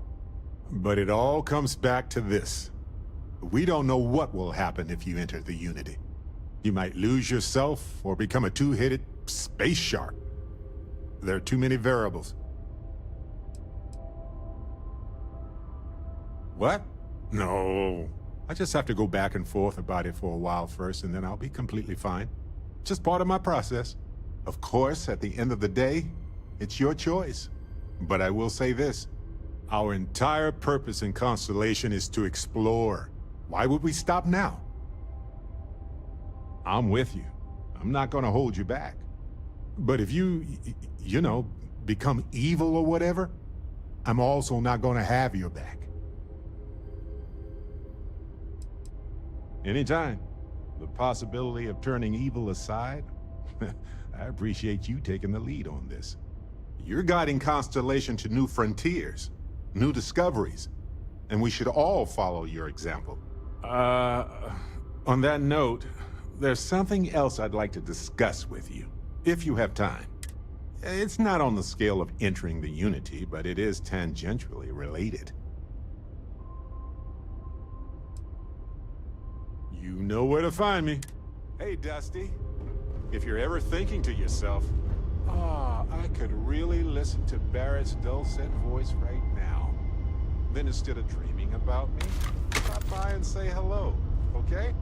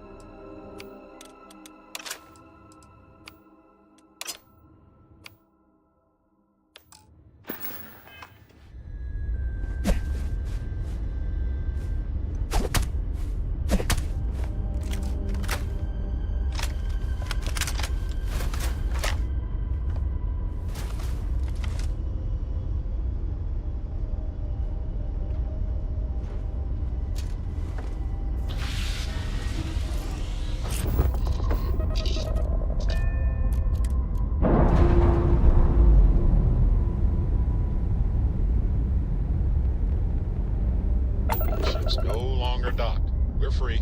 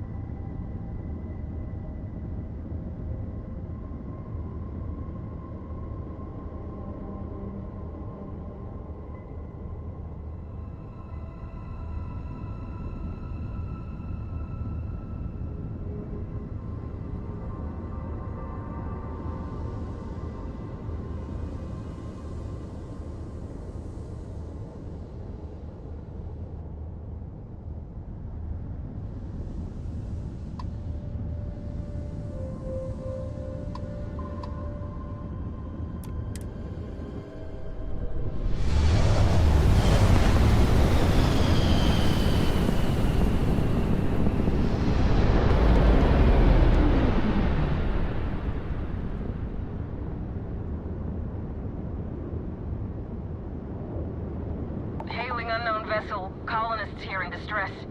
We could really use your help. Could you please respond? Good luck out there.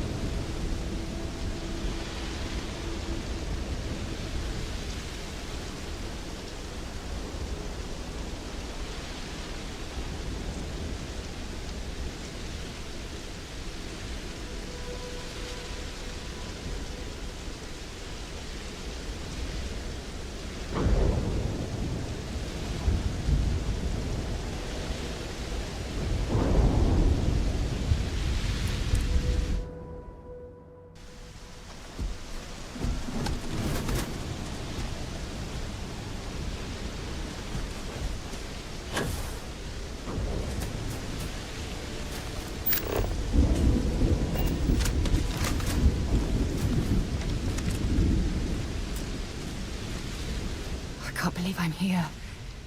It feels like walking into a dream.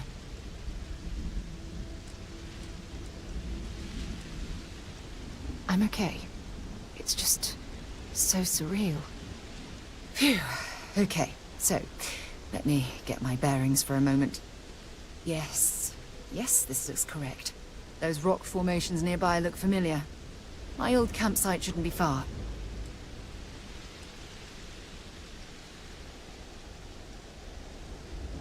Yes, exactly. Since most of my gear was destroyed, I depended on those landmarks to orient myself while I was stranded. Once we get to the campsite, we'll use that as a starting point to search for the cruise shuttle wreckage. Let's go.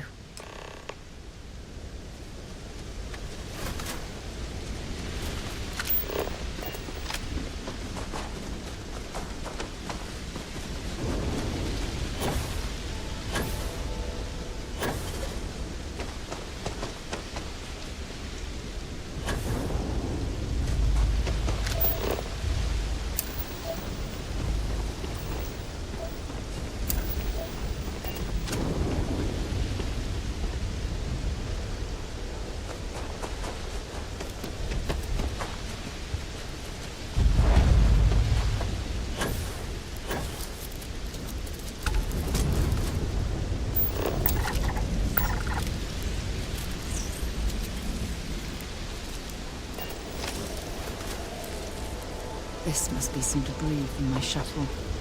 Not exactly a textbook landing, but I didn't have much of a choice.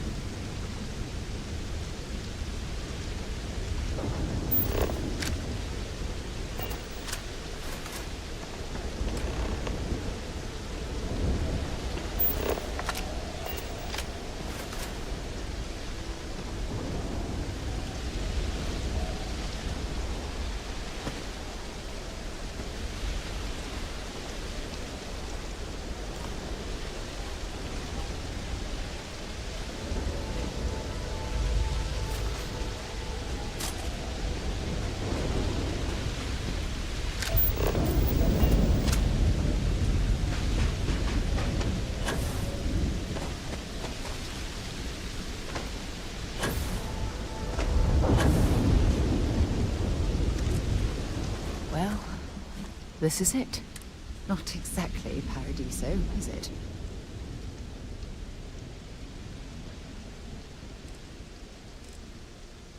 It was... Look at this thing. It's been sitting here rusted.